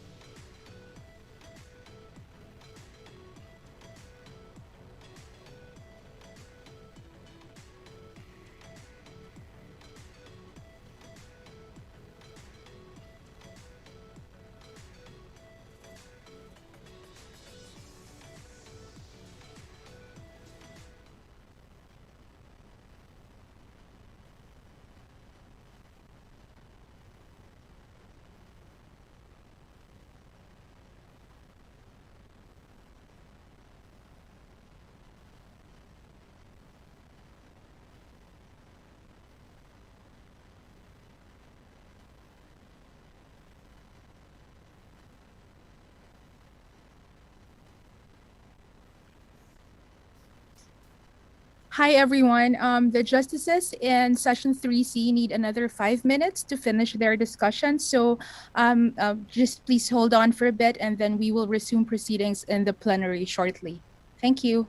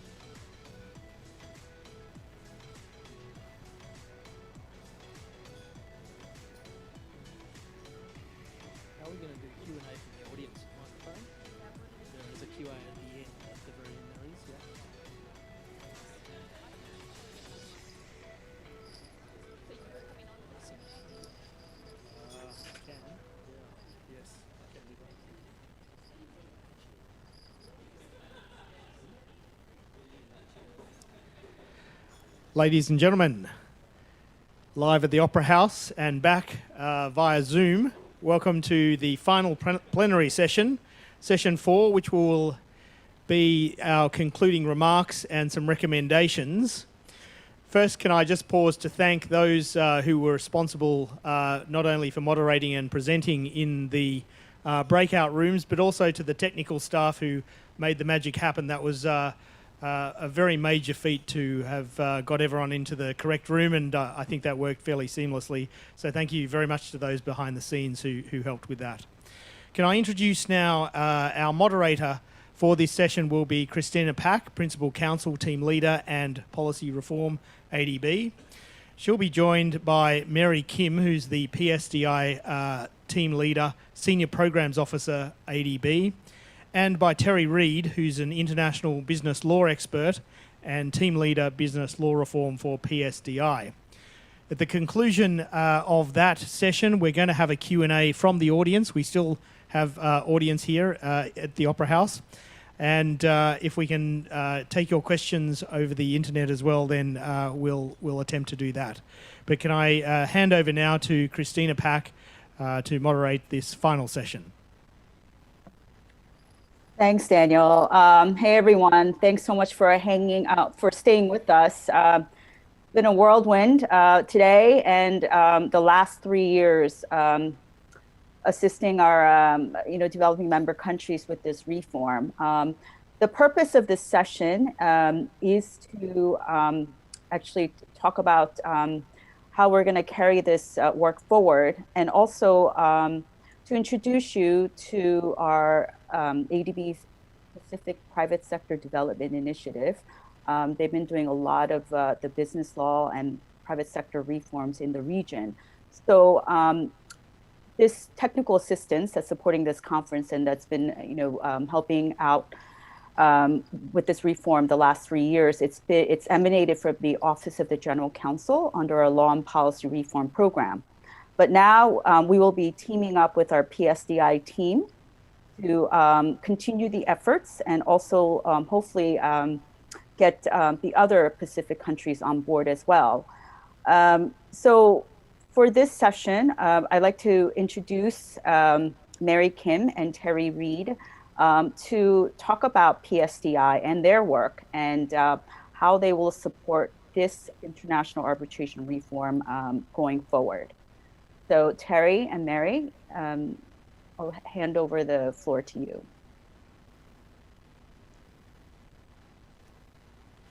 Thanks, Christina, for that introduction. It's a pleasure to be here today. So I work in ADB's Specific and Liaison Coordination Office here in Sydney. You heard this morning that one of the programs that we run from the PLCO office here in Sydney is the Pacific Private Sector Development Initiative, or PSDI for short. And our General Counsel from ADB referred to the fact that PSDI is working across all 14 Pacific developing member countries of ADB to improve the business enabling environment in the Pacific. And to do this, we work through a team based here in Sydney, a core team of consultants, of which Terry is one, and here on the table in front of me, we've got some team members here as well. We work also with a team of short-term consultants to help us with our legal expertise and to do as much as we can in the Pacific on that overarching objective of making it easier to do business in the Pacific. So you've heard a little bit about PSDI from our General Counsel as well as Lotte, the Regional Director for our office in Sydney. But to supplement what they have said, I'll just quickly go through how PSDI does its work. So to help the Pacific Island countries to improve their business enabling environment and attract foreign investment, we provide technical assistance and capacity building through a number of focus areas, so 5 focus areas. But the one that we're interested in today is business law reform. So under the business law reform work area, which is managed by Terry, and he'll go into the details of his work after I give him give you the introduction. We work on the legal and regulatory frameworks, so working primarily with governments to facilitate an environment to make it easier and to do business, and this might be done through drafting legislation, amending legislation, providing training, and working with countries hand in hand throughout the implementation of policies, legislation, and regulations.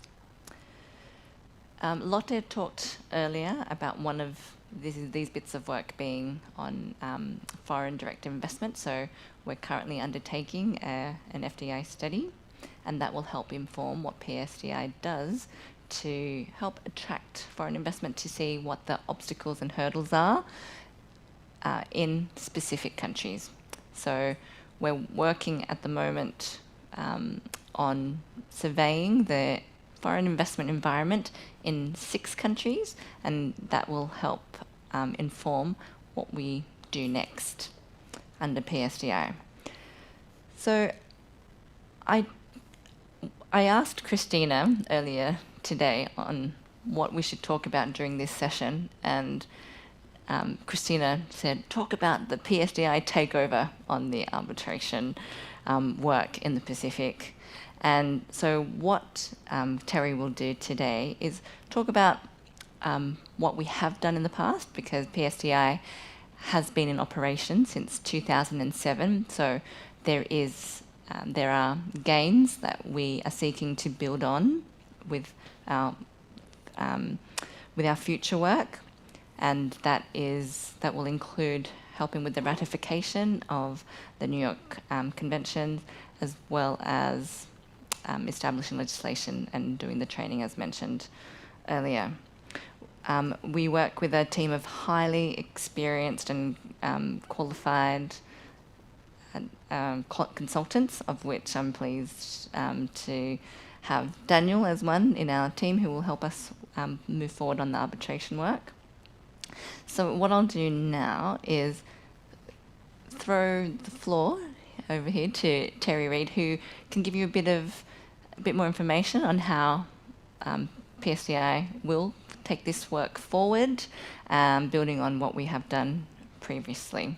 And we're always looking to work with partners who are active in this space and have the expertise, because, as you know, PSDI is a partnership with the governments of Australia and New Zealand, and we work with all the broad spectrum of stakeholders active in the Pacific. Over to you, Terry. Thanks, Mary, and good afternoon, everybody. I guess, first of all, just to congratulate Christina and Daniel and Joe and Gary and the team for what they've achieved under this technical assistance to date. I think we all recognise that law reform takes a long time, and typically TA or technical assistance has a much more limited time frame. So I think to achieve what's been outlined today has been tremendous. So congratulations on that. I think another move that the ADB took more recently was to formally establish this law and policy group out of Manila, and I think that's going to bring major benefits, I think, across the bank's portfolio of clients, but also in the Pacific. And I think we're even more fortunate that Christina is leading that group. So I think that we're very well placed now to I know Christina talks about it as PSDI taking over the work, but I think that what we will be doing is simply supporting the great work that's already been done. And as Mary said, the good news is that we have managed to retain Daniel and Joe and Gary as valuable members of that team, and they're going to be leading that work as we go forward. And you'll see that PSDI has a portfolio of 14 countries, and there's still a long list to work through in terms of dealing with New York Convention and implementation of that across the region. Some countries are ready now to sort of kick off that work, and others will take more time. I think that worth noting is, I think probably the first major piece of work that the Pacific Department and ADB did on private sector enabling environment was a work they commissioned nearly 20 years ago, which was swimming against the tide. And interestingly, in that work, it highlighted the importance of arbitration and the problems that the Pacific private sector environments were confronted with because of the difficulty with enforcement of arbitral awards. So it's always been on the radar of PSDI, and it was just terrific that Christina established a TA to kickstart that work, and we're going to sort of move that forward. I think it fits in very nicely with the rest of the work that PSDI has done and is doing. As Mary said, PSDI has been going for some time now. It's a long-term TA funded by New Zealand and Australia. I think that we sort of commenced in 2007, which is quite exceptional in terms of TA existence. And the business law program has had a clear strategy in terms of carefully sequencing and prioritising work. There's an awful lot that needs to be done in the Pacific with regard to enabling environments and legal frameworks, and many of you will know that, having worked in the Pacific. And so we do a lot of work with regard to the legal identity or creation of businesses at the front end in terms of company law frameworks, looking at business names type work, right through to the other end and insolvency, and of course along the way looking at foreign investment and so on, which has been quite a highlight and discussed quite a lot today. I think there are a lot of points that were made today that I think also come through in our work, not only the foreign investment work, which we've now become much more involved in. Mary mentioned the study that's being done, actually being led by Jared Harrington on this table, that's looking at some of the benchmarking of foreign investment in some 6 countries, but also looking at policy work as well as legislative drafting and implementation. PSDI, because it's a longer term TA, has been able to very carefully plan implementation work. So, and we're seeing that, we saw that in the last TA that Christina has supported, that capacity development, awareness work needs to be ongoing. I don't think that it's something that you do once. I think it's something that you have to keep doing, and I think we're well equipped now to support that work.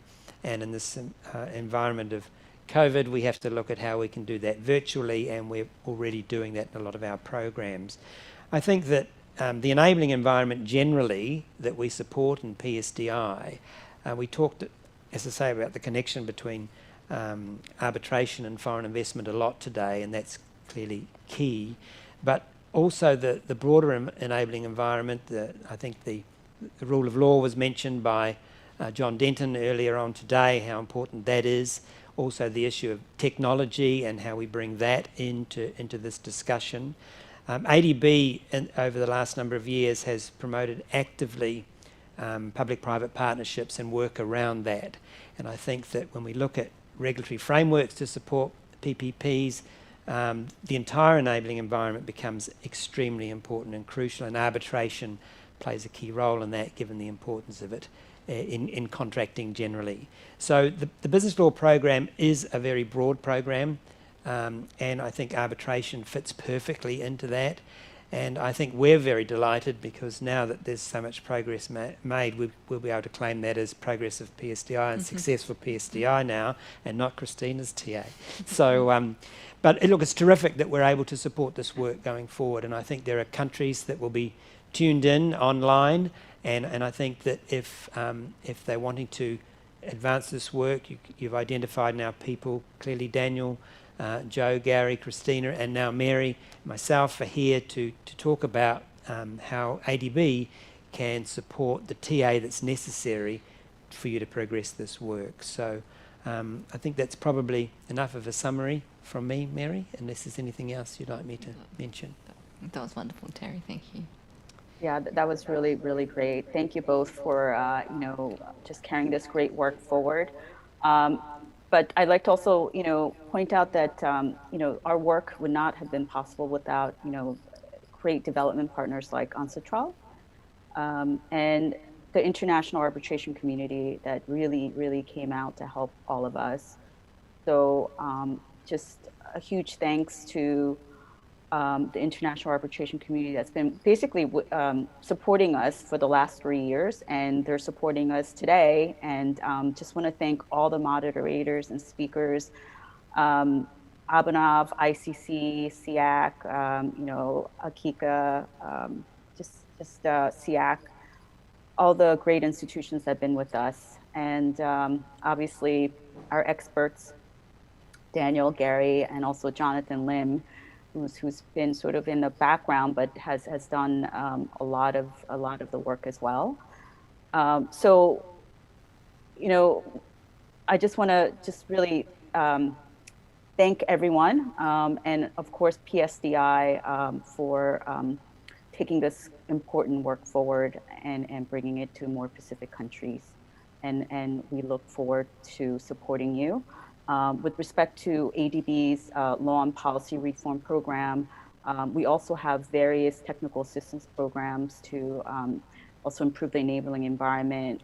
We also work in other areas like digital economy, gender equality. We also just launched a huge judicial capacity building program.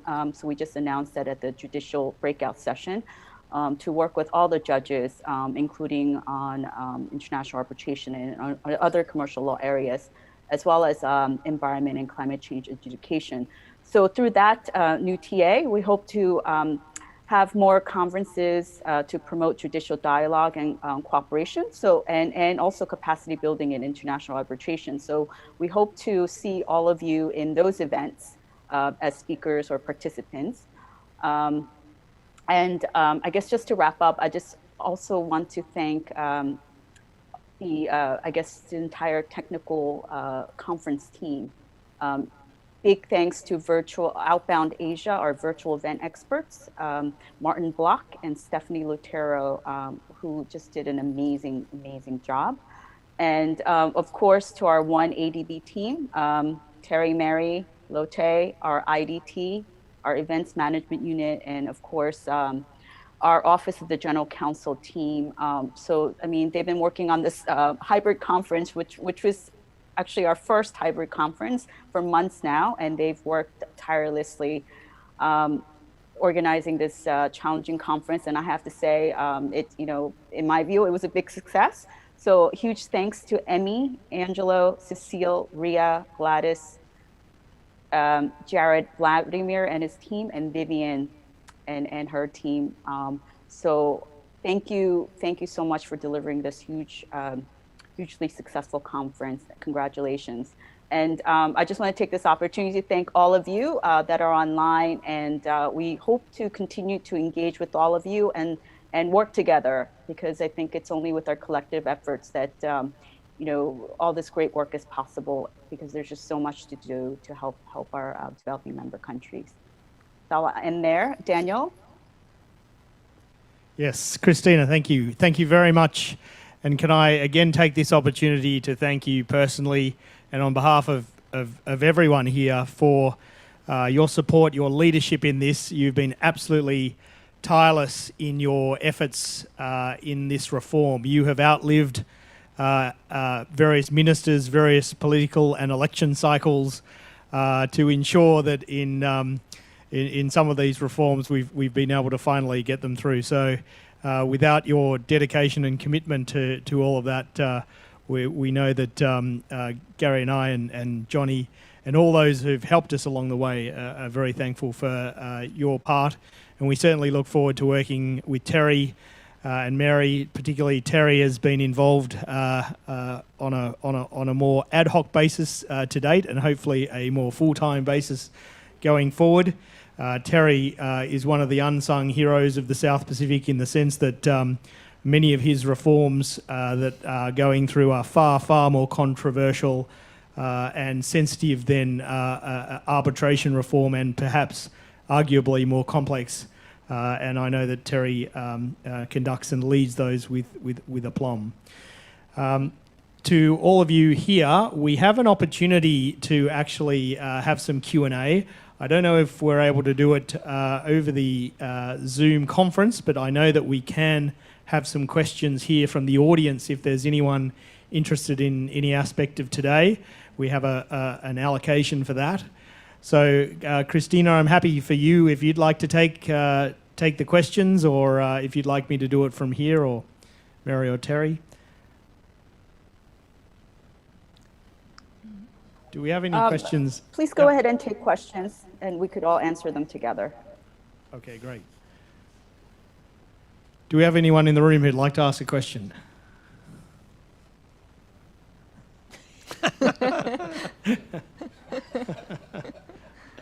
It's very unusual for a room full of lawyers for no questions, but no? All right. Everyone's keen to complete today. It's fair enough. It's been a long day. All right. Christina, perhaps you'd like to make your final concluding remarks. I'll hand over to you, and thank you again to Terry and to Mary.